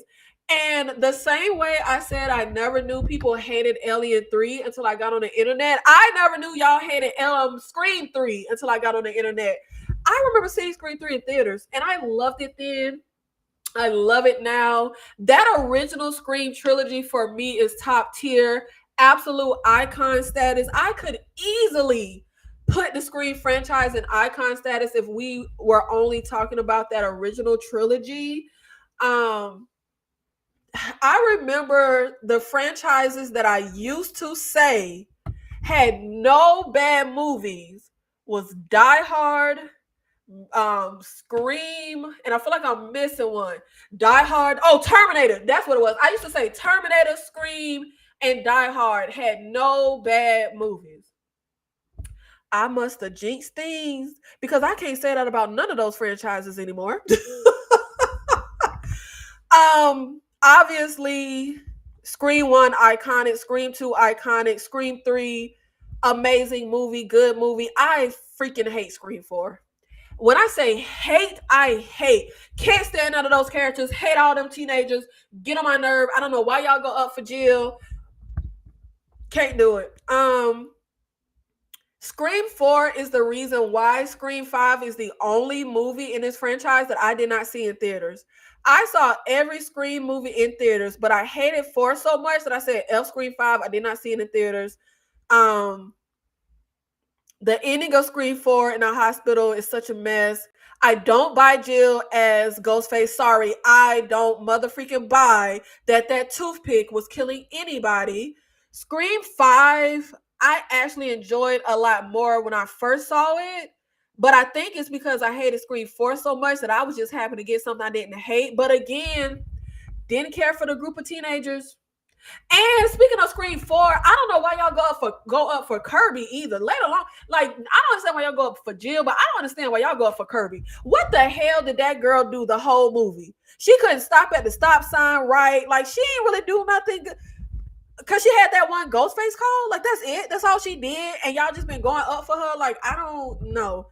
No, I feel like there's something about our original group of teenagers that for me, nobody has come behind them with a group of teenagers written that iconic, that likable, that many quotables, one-liners. Like, it's insane. Like, nobody is going to be Skeet Ulrich and, like, nobody is them. Like, it just, I can't. Please stop bringing teenagers in here because I don't like none of them. None of them would be the original crew. Scream 5, I really didn't care for those teenagers, but I actually really hate the motive in Scream 4. I love the motive in Scream 5. Like, I love the whole toxic fandom. Like that speech that old girl gives at the end. First of all, love the standoff, the little showdown fight with the girl with the black hair. I can't think of her name, but one of the Ghostface girl, her showdown with Sydney and Gail, and she's like, I was radicalized. It was the message boards. Like, I love that. I love that so freaking much. But her counterpart, Ghostface, couldn't stand him. He was terrible. I don't know why y'all go up for Melissa Barrera. Like, I mean, her, yes, I like Melissa Barrera, but I mean, like, her character in Scream, I don't know why y'all go up for her. Jenna Ortega is so useless in the Scream movie, baby. What did she do? Now, she had a great little opening where they attacked her, but what the hell does Jenna Ortega do in the entire Scream 5 and Scream 6? I'll wait. What does she do? She doesn't, like, I will at least, oh, Sam, that's her name. I will at least say that Sam is like, has like an interesting little like backstory character stuff going on. I don't necessarily go up for her. I don't really care for her, but I will say she's at least has like a use in the movies. Baby, what the hell does Jenna Ortega do? Like, she don't do nothing in the movies. I also feel like going from Scream 4 to Scream 5 is just such a mess because where's all them people you introduced us to in Scream 4? Like, it just feels so odd. We had a reoccurring like characters to follow between that initial trilogy, and then we have a group of characters that we just meet in Scream 4, and then that's just over. And then Scream 5, we have another group, and then one of the people from Scream 4 come back and sit. I don't know. I don't like when franchises are like feel like a mess with like the timeline. No, I mean, well, the timeline is consistent, but I mean like introducing us to those four, the group in 4, and then we don't see them again, and then one of them pop back up in 6, and of all people, it's damn Kirby, who I really don't know why y'all go up for. Even though I did enjoy Kirby in Scream 6, quality wise, I'm gonna be honest, throw everything away after Scream 3. Literally. Like I said, I like Scream 5. I don't know why the hell we didn't just call it Scream 5. I'm so annoyed they call it Scream. But anyway, I've only seen Scream 6 one time. I saw it in theaters. I don't like how much it mirrors Scream 2. It just doesn't work for me. Please kill Gail off. And I go up for Gail. I say Gail is the icon y'all think Sydney is as far as final girls. And I love Sydney. But Gail is the true iconic final girl. Like her, Gail is groundbreaking. Truly. Like Gail coming in the third act of Scream to save Sydney, that reminds me of how much I hated Laurie Strode in those original Halloween movies. It reminds me of that era where final girls always had to be saved by a man. Like Dr. Loomis always had to come in the clutch and save Laurie, and it's a host of other horror movies where a man came in to save the final girl. Even in that movie, The Intruder, everybody was dead except the final girl, and one of the people that died popped back up to save her. That's how much these filmmakers had to have a man come in and save a woman, that they resurrected one of the dead characters. That was so iconic, to have the character that comes in to save the final girl be a woman. Like, Gail is groundbreaking. And the fact that women always have to be like pleasant or likable, I love that Gail was just a bitch. Loved it. Like, Gail is really the icon. But baby, kill Gail. Gail has not had any growth. They have not done anything with her character since like Scream 2. Gail peaked in Scream 2, and then that's just it. Like, we should have just killed her in Scream 2, like, really and truthfully. But I'm talking on Scream 2. On Scream too much. If it were not for the subsequent oh God, it hurts my heart so bad. But I'm gonna have to put Scream mid-tier, A Waste of Good Suffering. Because you have two iconic movies, one good movie, one okay movie, one terrible movie, and one movie that's like, it's not consistent quality. And then we have the the Saw franchise, and this is another one of those franchises, kind of like Chucky and Friday the 13th, where I'm gonna mix the films up. I absolutely love the original Saw trilogy. Then when we get into the subsequent follow-up movies, honestly, they bleed together. I freaking hate Hoffman. I hate all the movies that centered him. Saw X, I don't think was as good as everybody made it out to be. But it was good, but people were like really going up for that movie. Like, it was good. It's either 3D or Jigsaw. That's a freaking mess. The one that opens where the girl gotta die because what? She's sleeping with two men? Like, what the hell? Yeah, the one with Megan Good. I think that's the one Megan Good, baby. That movie's a mess. Spiral isn't as bad as y'all made it out to be. Okay, let's calm down. I mean, like, it ain't great, but it's better than a lot of them Saw movies. I think Saw is extremely inconsistent quality wise. The original trilogy is top tier. Spiral is good. Saw X is good. Everything else is a damn mess. Hate Hoffman, please. Oh Jesus, I hate Hoffman. I'm gonna have to put Saw mid tier. Saw like Scream, if it were just the trilogy, I would put it in icon status. Resident Evil. Now, every time I turn around, when I tell you the horror community talks about the franchises of Chucky, Freddy, Jason, and Michael Myers to a nauseating extent. Why y'all don't ever talk about Resident Evil? That's the franchise. You know what? You know what? Let me go ahead. Icon status. Icon status. I don't care. Resident Evil, icon status. Icon status. Okay? And I don't care. And I don't care. And I don't care. It's only one bad movie in the Resident Evil franchise. Okay? The original Resident Evil. I still remember watching that with my mama when I was a kid. I was in high school. That movie is amazing. Resident Evil, amazing. Apocalypse, amazing. Extinction, amazing. Afterlife, amazing. Retribution, amazing. Now when we get into the last Resident Evil movie, that's when the quality drops. But baby, that's a good batting average. Okay, that's a good batting average. Don't play with me when it comes to Resident Evil. That is a good franchise. Why y'all don't ever talk about it? Huh? Why y'all don't ever talk about it? Y'all talk about Chucky and Michael Myers and all the Jason. Y'all talk about them movies to a nauseating. I be sick of y'all talking about them. Y'all act like them the only movies in horror. The way the horror community be talking about the movies. Baby, what about Resident Evil? And I don't want to hear from the video game people. Okay, I know y'all probably hate these movies because to the video game people, there are no good video game adaptations. But that's not my ministry. Resident Evil is a good ass franchise. You hear me? It is a good now the Umbrella Company and that stuff. It don't make no sense as the movies go on. But that's neither here nor there. That's neither here nor there. But Resident Evil is a good ass franchise. Okay, I can't remember if it's okay. Oh, is it Retribution or is it Afterlife? Damn it, I can't remember which one it is. One of them has the greatest horror opening of all time. Where it opens, where Alice is in the suburbs and she has a daughter and we're getting ready for the day and then the zombies come in. That's a good ass horror opening. Okay, that is just good. Resident Evil, baby, I go up for Resident Evil.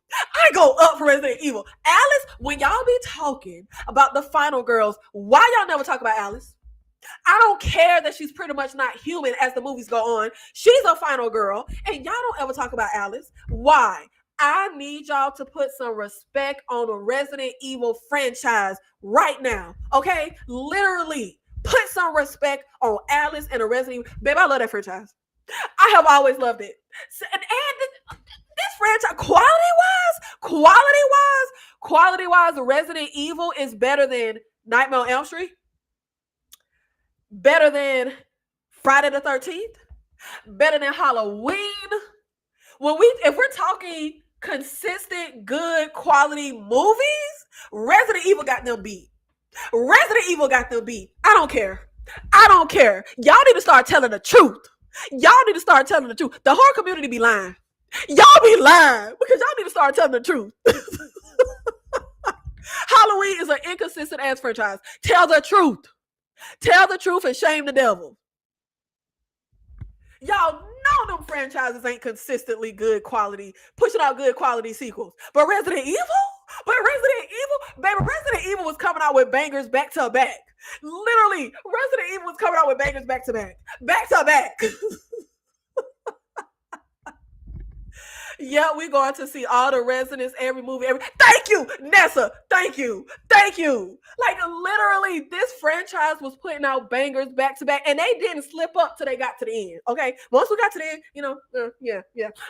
But they was putting out bangers back to back.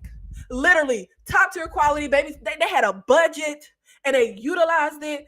But all the stuff that was doing with the T virus and creating all them things, baby. The quality was there. The quality was there, okay? Extinction is my favorite. Look.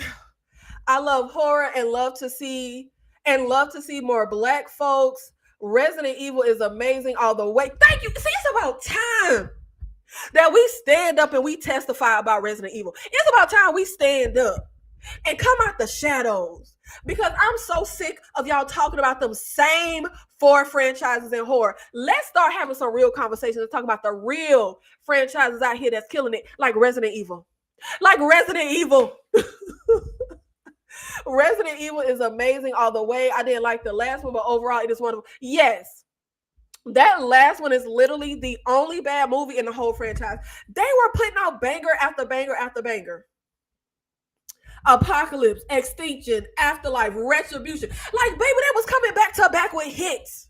Literally, they were coming back to back with hits, okay? Resident Evil is the Beyonce of the horror franchises, okay? Hit after hit after hit after hit. Resident Evil is the Rihanna of the horror franchises, okay? Hit after hit after hit. Don't play with my baby Alice. Don't play with her at all, okay? Gotta like zombies for Resident Evil. Love zombies. Love zombies. No, I will not calm down, Dane, because it's about time we put some respect on the Resident Evil franchise, because I'm tired of sitting in the shadows.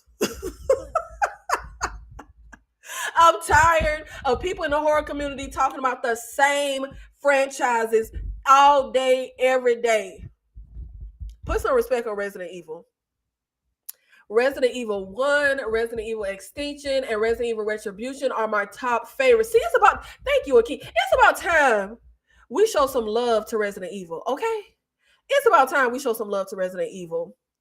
Resident Evil deserves its flowers. That's what the hell I'm talking about. Man, if I could jump on the sofa like Tom Cruise right now, I would. That's what I'm talking about. I'm a big Resident Evil fan. Absolutely. Absolutely. Look.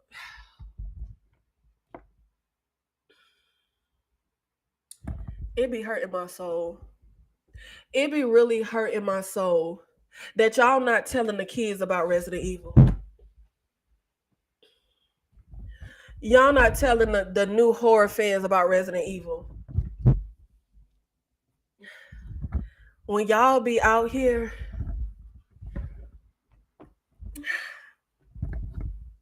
like, I could cry. Y'all need to give Alice her flowers. Y'all need to give Resident Evil franchise their flowers, because why y'all leave Resident Evil in the dark? Why y'all do Resident Evil like that? Huh? Why y'all do Resident Evil like that? It's a shame and it's an abomination. Love that franchise. Icon status, icon living. And now another franchise that y'all don't put no respect on. The Purge franchise. We need to have some real conversations. I need the Purge franchise fans to come out the shadows. It's a new day, people. Come out the shadows. The Purge franchise. I am going to immediately put that in icon status. Icon status. We have the original The Purge, which I'm not that crazy about, but it's a good film. We this is quality, okay? We're talking what franchise has the most quality films? The original The Purge, Ethan Hawke, that's quality. The Purge Anarchy, now that's when the franchise was in its bag. That's when we start really getting bangers. Anarchy, Election Year,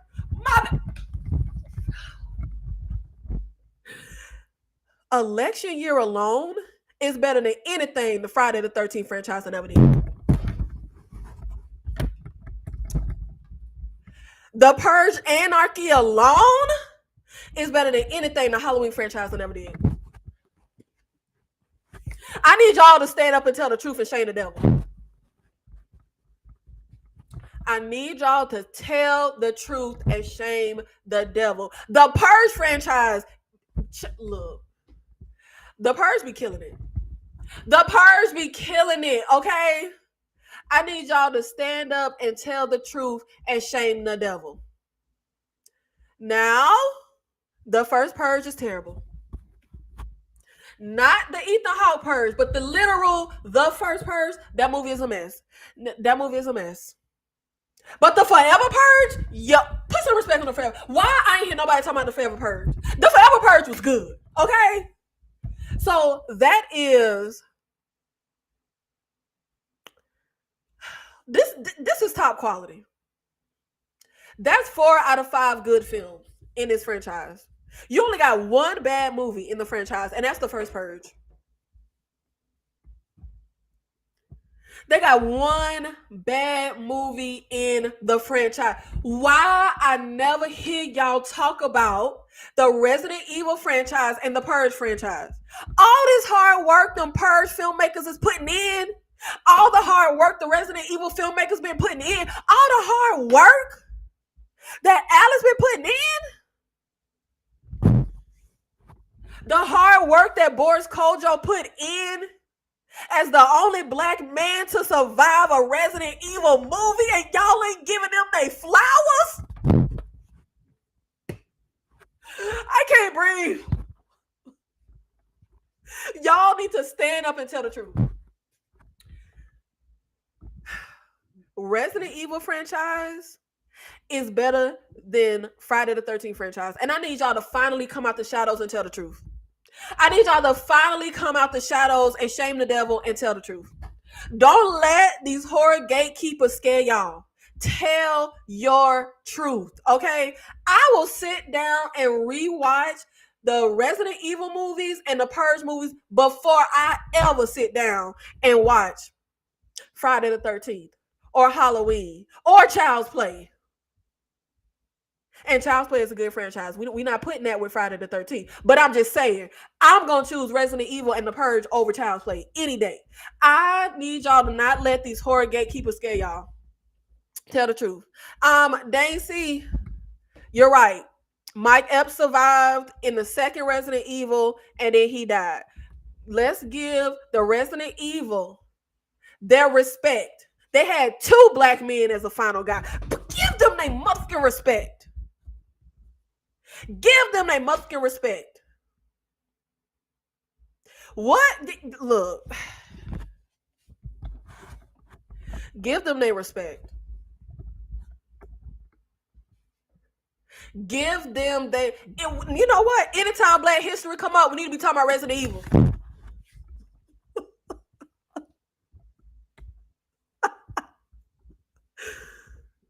Y'all gonna do Mike Epps and Boris Kojo like this?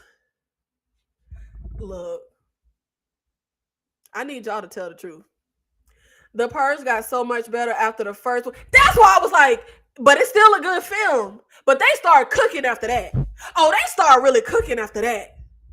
The idea itself is so creative. When I saw Anarchy, I was hooked. Baby, you can't tell me that Halloween franchise done ever did anything as good as the Purge Anarchy. Don't make me have to smack y'all mamas in the face. Tell the truth. Don't tell me y'all mamas raised no liars.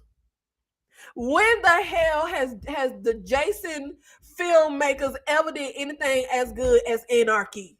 Anarchy? Oh my God. You stack up Anarchy against any movie in Friday the 13th. Anarchy coming out on top. Period. I done kicked my lights and everything. I done almost knocked my drink over because I need y'all to start telling the truth. And it is a very good idea, a very creative idea. I even like the Purge TV series. Come on now. Come on. Tell them about it.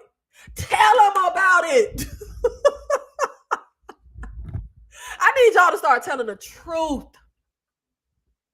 All y'all do in the horror community is walk around talking about Jason, Michael, Freddy, and Chucky. That's it. We need to start talking about the ones that's in the shadows, like the Purge and Resident Evil. Y'all need to start putting some respect on them. Okay, let's move on to the next one. The next horror franchise is Hostel. I loved Hostel when I first saw it. It has not aged well.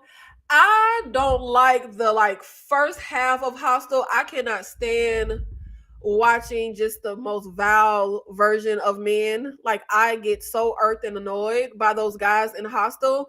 But once we get to the actual torture, then I start to enjoy the movie from that moment to the end. Like, midway to the end of the movie, I actually enjoy. Hostel 2 is superior. That's the number one superior film in the franchise. And Hostel 2 is absolutely a drop in quality when they go to Vegas. But I get some enjoyment out of it as like a so bad is. Well, you know what? It's not even a so bad is good. It's a drop in quality. It's a bit mediocre, but I wouldn't put it so far into the so bad is good realm. Because I feel like a so bad is good movie is an actual bad movie. You just can get enjoyment out of it. I don't think Hostel 3 is a bad movie. It feels like the more low budget movie in the crew, but I think I still get some enjoyment. I'm going to put Hostel in So Close Yet So Far. I think I just have an annoyance with those characters in the first Hostel, but I think quality wise, Hostel 1 and Hostel Part 2 is definitely pretty consistent quality wise. And then, like I said, when they're in Vegas with that third one, now another franchise that y'all don't ever talk about, and maybe for a good reason, because there's only one good movie in a bunch. But I need y'all to put some respect on Wishmaster. Okay? Wishmaster. Now, I wish Wishmaster would have been a one and done. Because then it would be icon status. Y'all don't ever talk about Wishmaster. Y'all don't ever talk about the Jinn. Y'all a fake ass horror community. Why the horror community don't ever talk about the Wishmaster? Why y'all don't ever talk about the Jinn? Y'all, the Jinn, I'm putting the Jinn higher than Freddy. I'm putting the Jinn higher than Michael Myers. I'm putting the Jinn higher than Chucky. I'm putting the Jinn higher than all them four little icons y'all always talk about. But as a franchise, though, Wishmaster is a mess. And I actually literally just sat and rewatched this entire franchise recently. The original Wishmaster is absolute icon status. Such a great setup, such a great final girl, such a great lore. Literally one of the most iconic horror openings of all time, and one of the most iconic horror ending sequences of all time. We have a few great cameos from some horror icons in this movie, including Tony Todd, including Robert Englund. The Jinn and his lore, absolutely top tier. A really good final girl, even though she does kind of give mediocre, but she's a good final girl. But once we get to Wishmaster 2, I mean, it's okay. Now, once we get to Wishmaster 3 and 4, oh, that's when it gets motherfucking bad. Oh my Lord Jesus. First of all, the casting is different for the Jinn. Once we get to 3 and 4, it's like a laughable voice they put on, and especially Wishmaster 4 Prophecy Fulfilled. Oh my God, that movie is such a joke. So if we're talking consistent quality sequels, Wishmaster is going to have to be down here and just die already. You got one good movie, one okay movie, barely okay movie, and then the other two are a mess that is not consistent good quality. Next, we have the Cloverfield franchise, which of course we have the original Cloverfield from I think like 2008, 10 Cloverfield Lane, and the Cloverfield Paradox. I've said a nauseating amount of times, I hate found footage. I saw Cloverfield in theaters. I freaking hated that movie. 10 Cloverfield Lane, though, I really enjoyed that. Really love how it ended and where it went. And I actually really enjoyed the Cloverfield Paradox. I don't know why y'all hated that movie, but 2 out of 3 good movies. I'm gonna put that in So Close Yet So Far.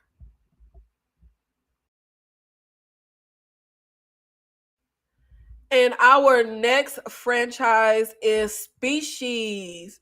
I love the first Species. I did a review on that is behind the paywall for members. Top tier sci-fi horror movie. Put some respect on Species. Species 2. I don't think it's a dip in quality. It's definitely not as good as Species, but I think it still has some redeemable qualities. it doesn't work very well for me. Species 3 is when they were in the baby. That movie is a mess, a mess. But this is a 1 out of 3 batting average. Excuse me, batting average. That ain't very good. I'm gonna have to put Species and Just Die Already. That's gonna have to be at the bottom. I'm sorry. Like one good movie out of the, but you know what? I put Terrifier in Waste of Good. I think only T1 was good. But you know what? I do get some enjoyment out of T2 and T3, even though I think Terrifier 1 was the best. So yeah, I'm gonna leave that there. And then we have Quarantine, which I'm not going to include the rec movies. I'm going to separate the foreign original from the American remake. I am only considering the American remakes of Quarantine and Quarantine 2 Terminal. I like both of these movies. And I think Quarantine. I think Quarantine is found footage if I remember. I don't think Quarantine Terminal is found footage. Yeah. Because Dexter's sister is like a news lady, and she's filming. Quarantine is one of those movies that had to grow on me. I also, if I remember correctly, saw that in theaters and I hated it. Saw it a few times on rewatch, still hated it. But over like the last recent years, I get some enjoyment out of Quarantine. I like that movie. I like that movie. And I actually really love Quarantine 2 Terminal. Now, I will say Quarantine 2 Terminal, I think objectively it is a good movie, but I think I probably enjoy it a lot more than I should. It's not the best, like highest quality grade A movie, but as just like a little no-name sequel, like I enjoy it. I really like it.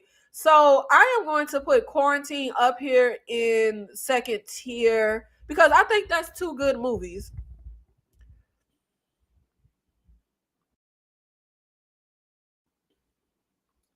Species deserves a remake.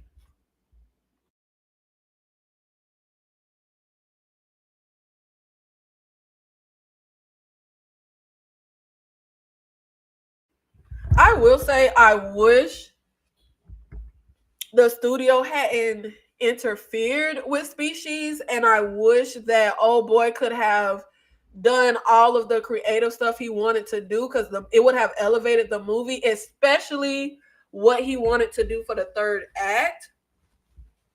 I don't. I wouldn't be here for a remake. I don't know. I.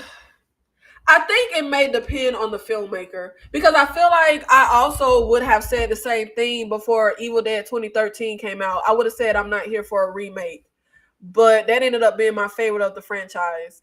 So I don't know. Depending on the filmmaker, maybe they could do something really good with Species. Maybe it could work. The first Species was great, but after that, terrible. Yeah, I wouldn't say I don't think the premise works with them trying to center a man in the second one. But I wouldn't objectively, I wouldn't say the second one is terrible. Now, the only one I personally care about is the first Species. I have seen that movie 100 times. But definitely after Species 2 is a huge just like drop. Like, oh my, like y'all weren't even trying. I feel like with Species 2, I can at least say, even though it ain't really for me, I won't say they weren't trying. But after that, baby, y'all weren't even trying. I remember I brought Wishmaster at a KillerCon. Reminded everybody of that movie. I love Wishmaster. Literally, Wishmaster is one of my favorite childhood movies.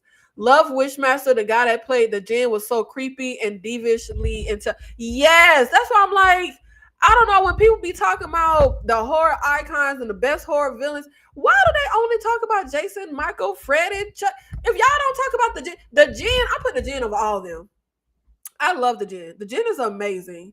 You might need to do a separate live about the Resident Evil and the Purge franchise. You know what? That's a good idea because y'all need to put some respect on them. And I would love to go through and rank all of the individual and talk about all of the individual. Because obviously, this is already a long ass live, but I can't really get in depth with my opinions about all these franchises and all these movies, trying to rank like 80 movies right now. But that would be a good idea.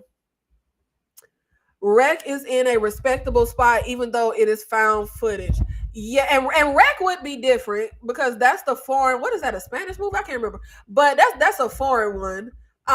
But yes, Terminal. Now Quarantine 2 isn't found footage if I remember correctly, but yes, Quarantine is found footage.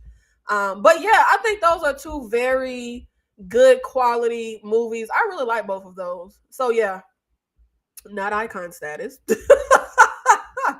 But that is definitely a respectable spot. And the next franchise we have is going to be Escape Room, which of course we have Escape Room and Escape Room 2 Tournament of Champions. Um I think I'm also going to put this in second tier. I think the original Escape Room is a really good movie. I think once we get to the second one, Tournament of Champions, I don't think it's anywhere near as good as the first one, but I don't think it's necessarily like a huge drop in quality. I think it's still a good movie. So yeah, I think that's a good batting average. They 2 for 2. 2 for 2. The next movie we have is Demons, my Italian horror movie that I love. Demons and Demons 2. Icon status. Now, the first Demons, I literally consider that to be one of the greatest horror movies of all time. I am obsessed. Demons 2 I actually never liked, but I think it's because I love Demons just so much, and I spent 20 years watching Demons before I saw the sequel. I hated it, but I actually recently rewatched Demons 2 and I really loved it. So if you're not familiar, the first Demons is basically a group of people trapped in a movie theater and they're watching, and I think it's such a creative idea. They're at a secret screening for a horror movie, and there's actually a movie going on screen. It's actually interesting, but it's like demons happen in the screen and then the demons happen in the theater and we're all trapped in the theater, which I thought was so good. And then the sequel, we're trapped in an apartment building with the demons. Now I will say, even though I do really like Demons 2, I think the first one is definitely like the superior film. But Demons 2 is still really good. I still get some enjoyment out of that movie. And next we have the Exorcist franchise, which of course we have Exorcist. Now I think the best movies in Exorcist franchise, I know this is unpopular, but I really like that prequel. What was the one with the Skarsgård daddy? Exorcist the beginning, the one where we follow the priest before he ever got to the girl in the first Exorcist. I actually really like that movie. I'm gonna put it in So Close Yet So Far. I think the best movies are Exorcist 3, Exorcist prequel, The Beginning, the original Exorcist movie. Now, I'm not crazy about the original Exorcist like everybody else. I think Exorcist 3 and the Exorcist prequel are my favorite. But the first Exorcist is a good movie.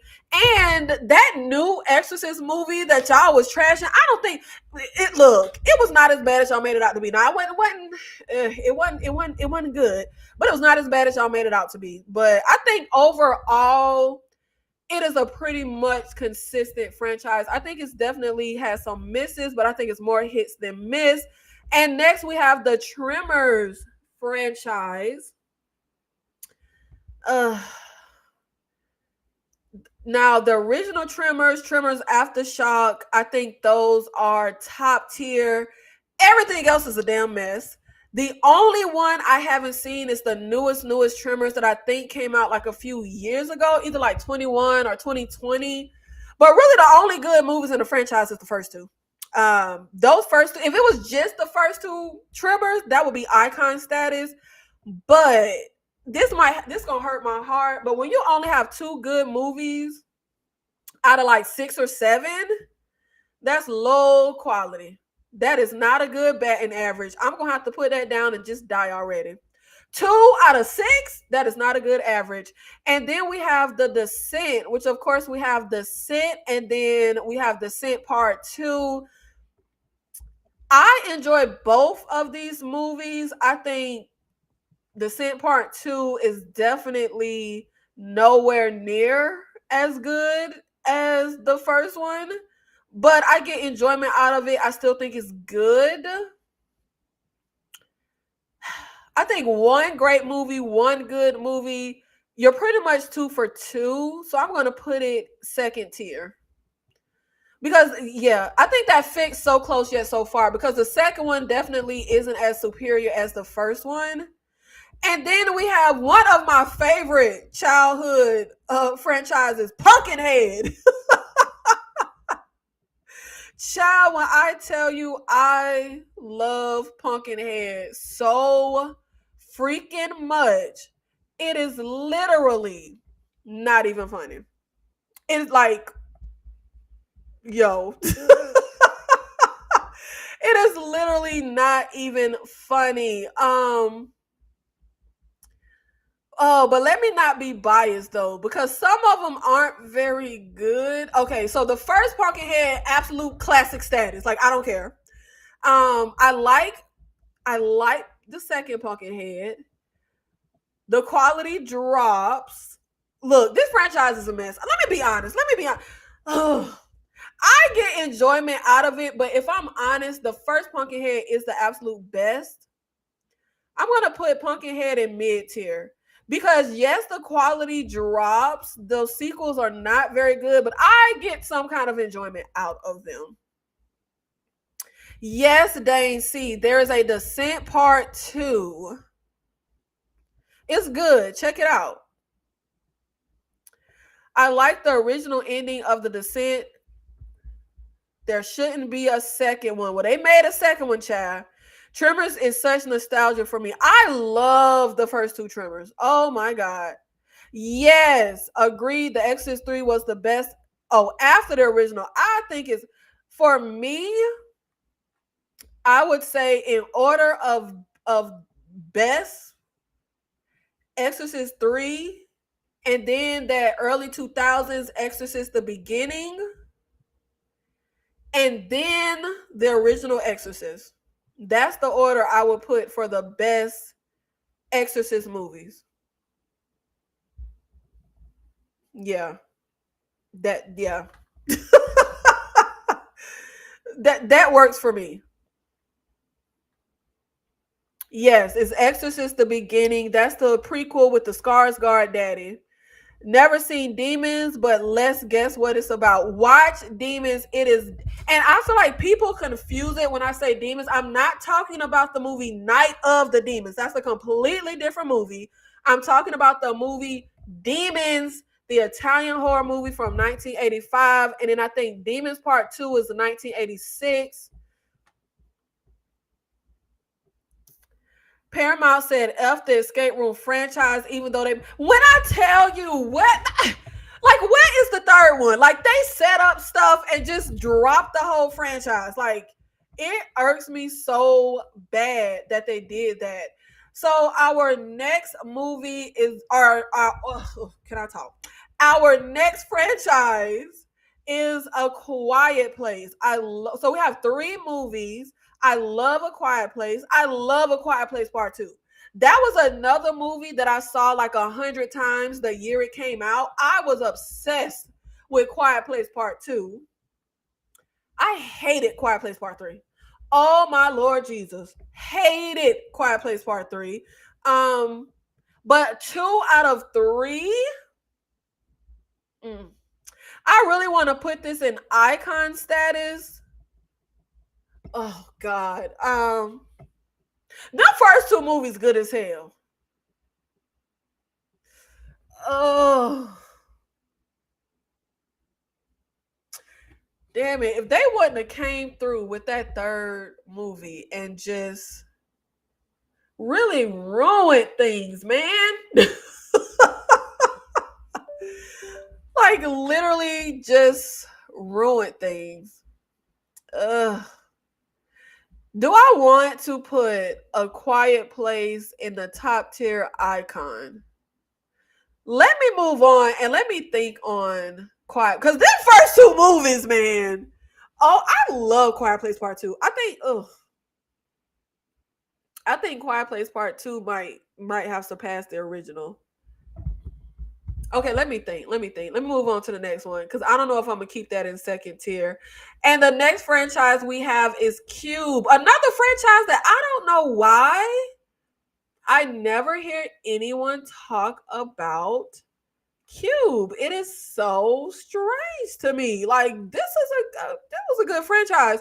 So we have 4 movies in the Cube franchise. I think we have 2 good movies. I love the original Cube. That's definitely the superior film. But Cube 2, Hypercube, love that one as well. Now Cube Sub Zero, it's still a good movie, but it's definitely not on the level of the first 2. Now that new Cube remake from like 2020 or 2022, baby, that movie was a mess. I don't know why we did that.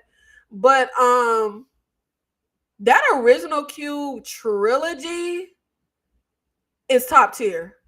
And I am going to put Cube in icon status. I need y'all to put some respect on Cube. I don't know. You know what? Maybe not. Maybe I'm being biased. Maybe that's going a little too far. I'm gonna put it in the second tier. I'm gonna put Cube in the second tier because that original Cube trilogy is actually really good. Even though I do feel like once we get to Cube, yeah, I think it's called Sub Zero, where we're actually getting stuff outside of the Cube, and you know what? And I love how with Cube Sub Zero, they actually give us something that's kind of like it's a sequel, but it's a prequel because we go back to giving us something about that very first Cube movie. Damn, yeah. You know what? I want to put this in. If it wasn't for that remake, that you know what? But that trilogy, I'm putting Cube in icon status. Forget it, because Cube and Hypercube are actually really good freaking movies. Very well made, good quality. And in Cube Sub Zero, I do feel like it's not like it's a step down. It's not quite on the level of Cube and Hypercube, but it's still really good. And I actually like sometimes I don't like when a movie, when you get franchises and they want to mess with like some events that previously happened. But I think the way Sub-Zero does it is actually really interesting and really works, and it's such a good idea. So yeah, Cube gonna stay in icon status. Cube gonna be in icon status. Period. Yeah, it's an icon status. And you know what? I'm gonna put A Quiet Place in icon status because part 1 and part 2 is amazing. So next we have Pet Sematary franchise, which I still really enjoy. Pet Sematary. Pet Sematary 2, I love that movie. I used to love Pet Sematary 2. Baby, I don't know what I was thinking. That movie is terrible. Well, I guess I won't say it's terrible, but I definitely don't know why I used to love that movie. And the Pet Sematary remake, I really didn't care for. Pet Sematary Bloodlines was a mess. So that's 1 good movie, 1 okay movie, 2 terrible movies that's not very consistent. I'm going to put that in just die already. That's not a very consistent average. Next, we have the Invasion of the Body Snatchers. And of course, we know we have quite a few movies in that franchise. We have Invasion. We have the 50s Invasion of the Body Snatchers. Then we have what I consider to be one of the greatest movies of all time, the Donald Sutherland Invasion of the Body Snatchers from the 80s. And then we have that 90s Body Snatchers. And then we have the Nicole Kidman, like mid 2000s, The Invasion. I feel like this is 3. Okay. 1 iconic movie, 2 good movies. No, you know what?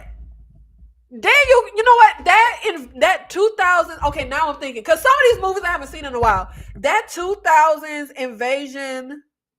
It was Nicole Kidman and it was Daniel Craig. No, that was a good one.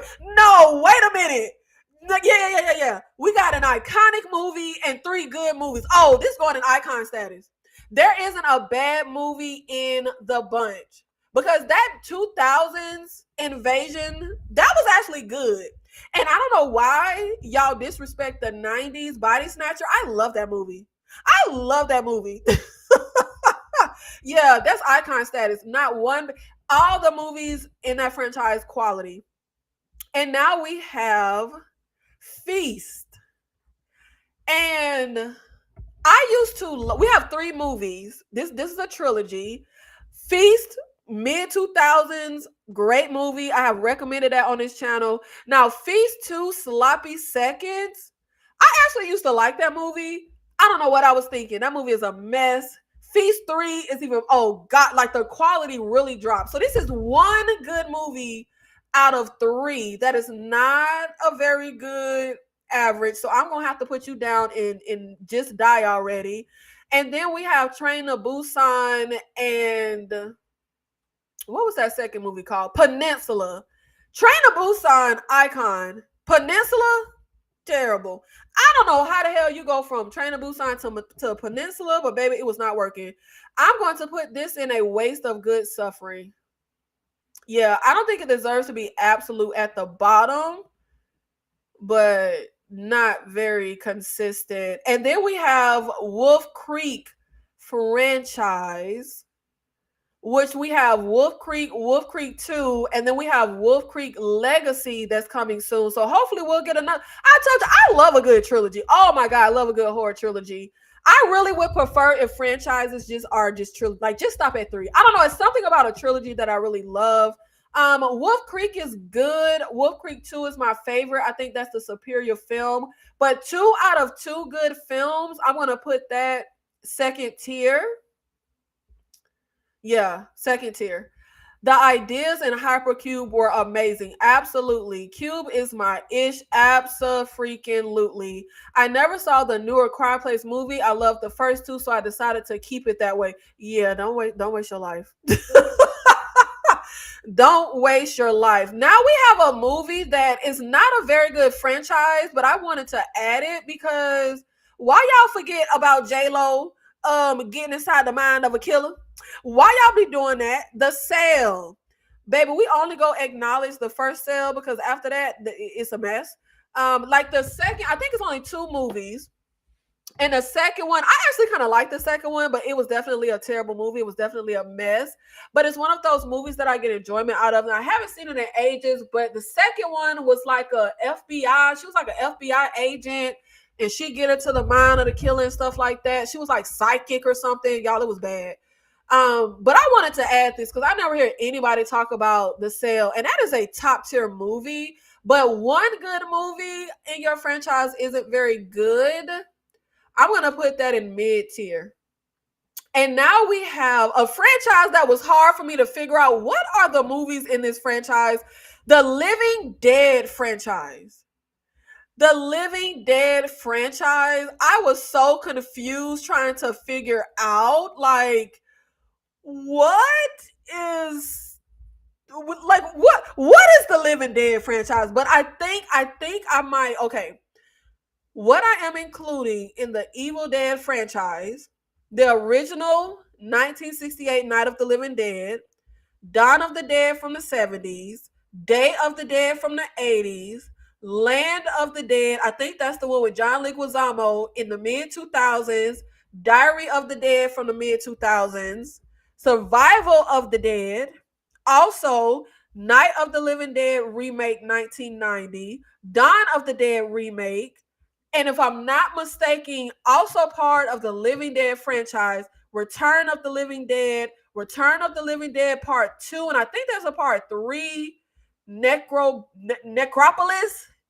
and then the Ving Rhames Day of the Dead 2008 or 2010, 2009, somewhere in that era. I don't know if I missed one of the Living Dead movies, let me know. But I think that's all the movies in the Living Dead franchise. Now, as far as quality, I think this is a top tier franchise. Night of the Living Dead, the original and the remake, top tier, 2 of my favorite movies of all time. Both Dawn of the Dead movies are really good. Day of the Dead, the original. I also get enjoyment out of the Ving Rhames Day of the Dead, but that's definitely a so bad it's good movie. I didn't care for Land of the Dead, Diary of the Dead, or Survival of the Dead. I absolutely love Return of the Night of the Living Dead. I don't care for Part 2. I don't care for Necropolis. But I think that's a pretty good batting average. Like that's definitely more quality than not. So I'm going to put this in icon status. Yes, the Living Dead franchise is going in icon status. Absolutely. Yeah, yeah. I'm trying to think. Yes, yes. I think it's definitely more hits than miss. And next we have Happy Death Day and Happy Death Day Part 2. I'm not the biggest fan of Tree. She get on my nerve. I think she's terrible. She's a terrible human being. I don't like her. She's unlikable. Um, just mediocre blonde girl. I do like Happy Death Day. Happy Death Day, the second one, I think is definitely a step down, but it's still good. I'm not crazy about these movies though. Like, I'll probably I don't. I guess I won't say I'll never rewatch them again, but it'll probably be a very long time. I'm gonna have to put Happy Death Day down here and just die already. I don't really care about those movies. I mean, like, it was fine. It was good when I watched it, but I'm not really the biggest fan. And then, of course, we have the 28 weeks later, 28 days later. We do have a third one coming. Baby, icon status. Icon living. 28 days later and 28 weeks later are top tier movies. Of course, I think the original is superior, but 28 weeks later has literally one of the greatest opening sequences ever of all time. Like, period. Just that opening alone is putting that at the top. People always say The Cell is Jennifer Lopez's best movie. I don't know. I would have to look at her filmography. I can't think off the top of my head, but I love The Cell, and I never hear anyone talk about that movie. The Cell is by far the creepiest movie I've seen. It used to give me some dreams. I love that movie. I love it so much. Yeah.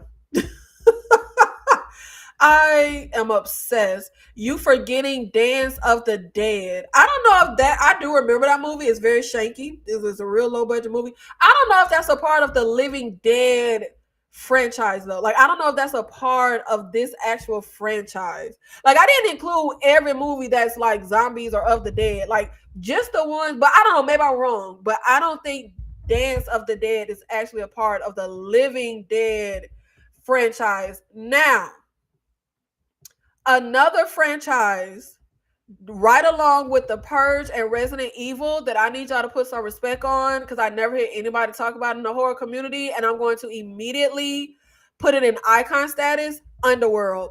Why do y'all never talk about the Underworld franchise?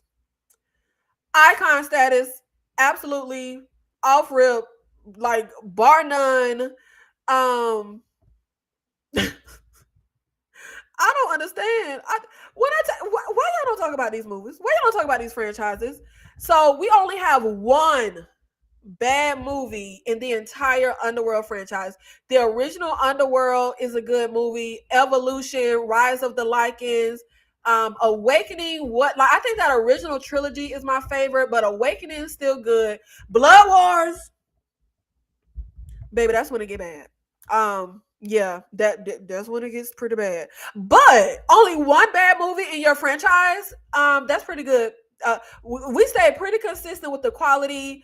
Don't don't breathe. I'm about to say don't speak. I can barely talk. I've been running my mouth too long.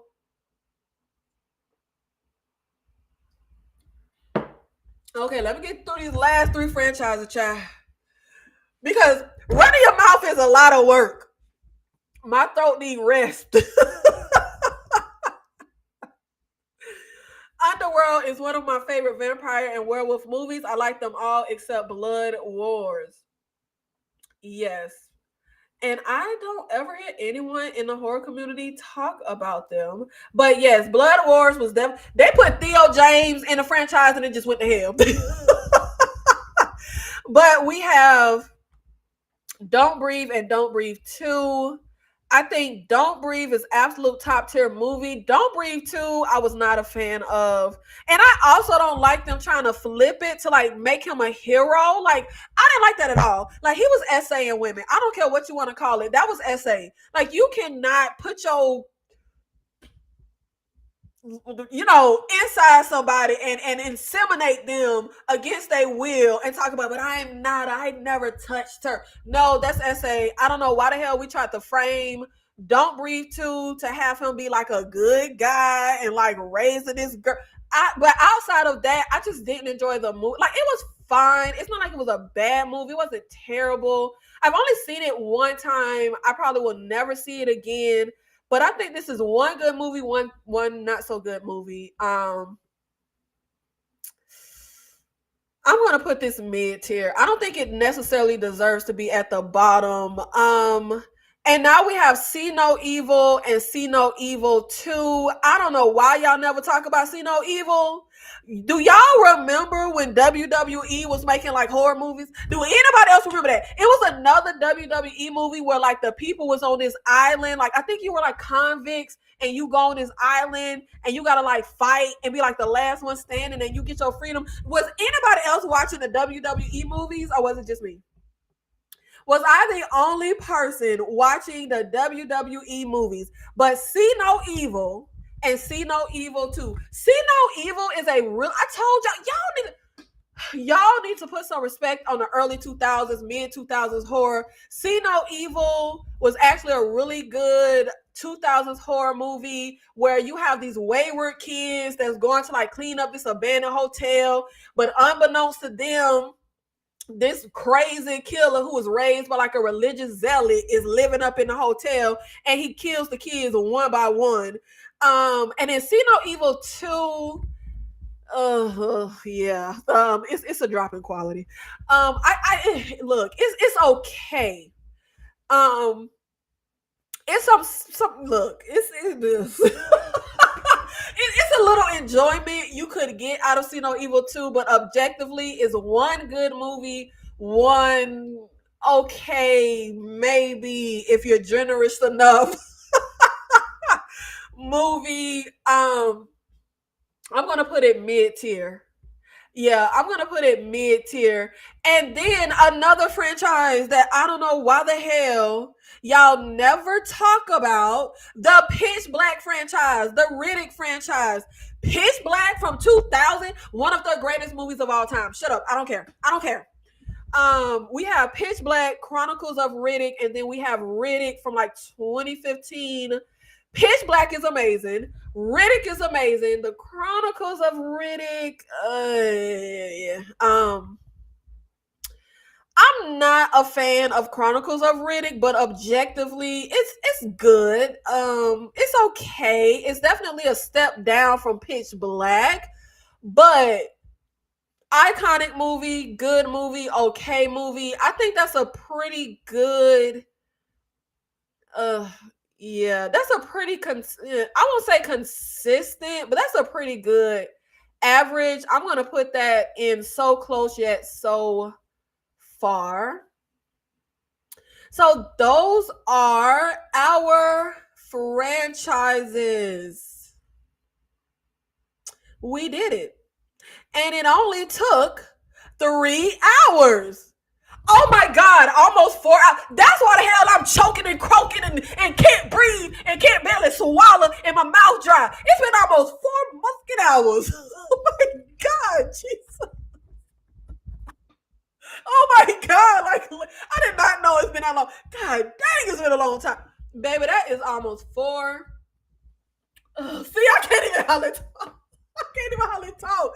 That was almost 4 hours of me running my mouth about my second favorite topic. Because of course my first favorite topic is myself, but my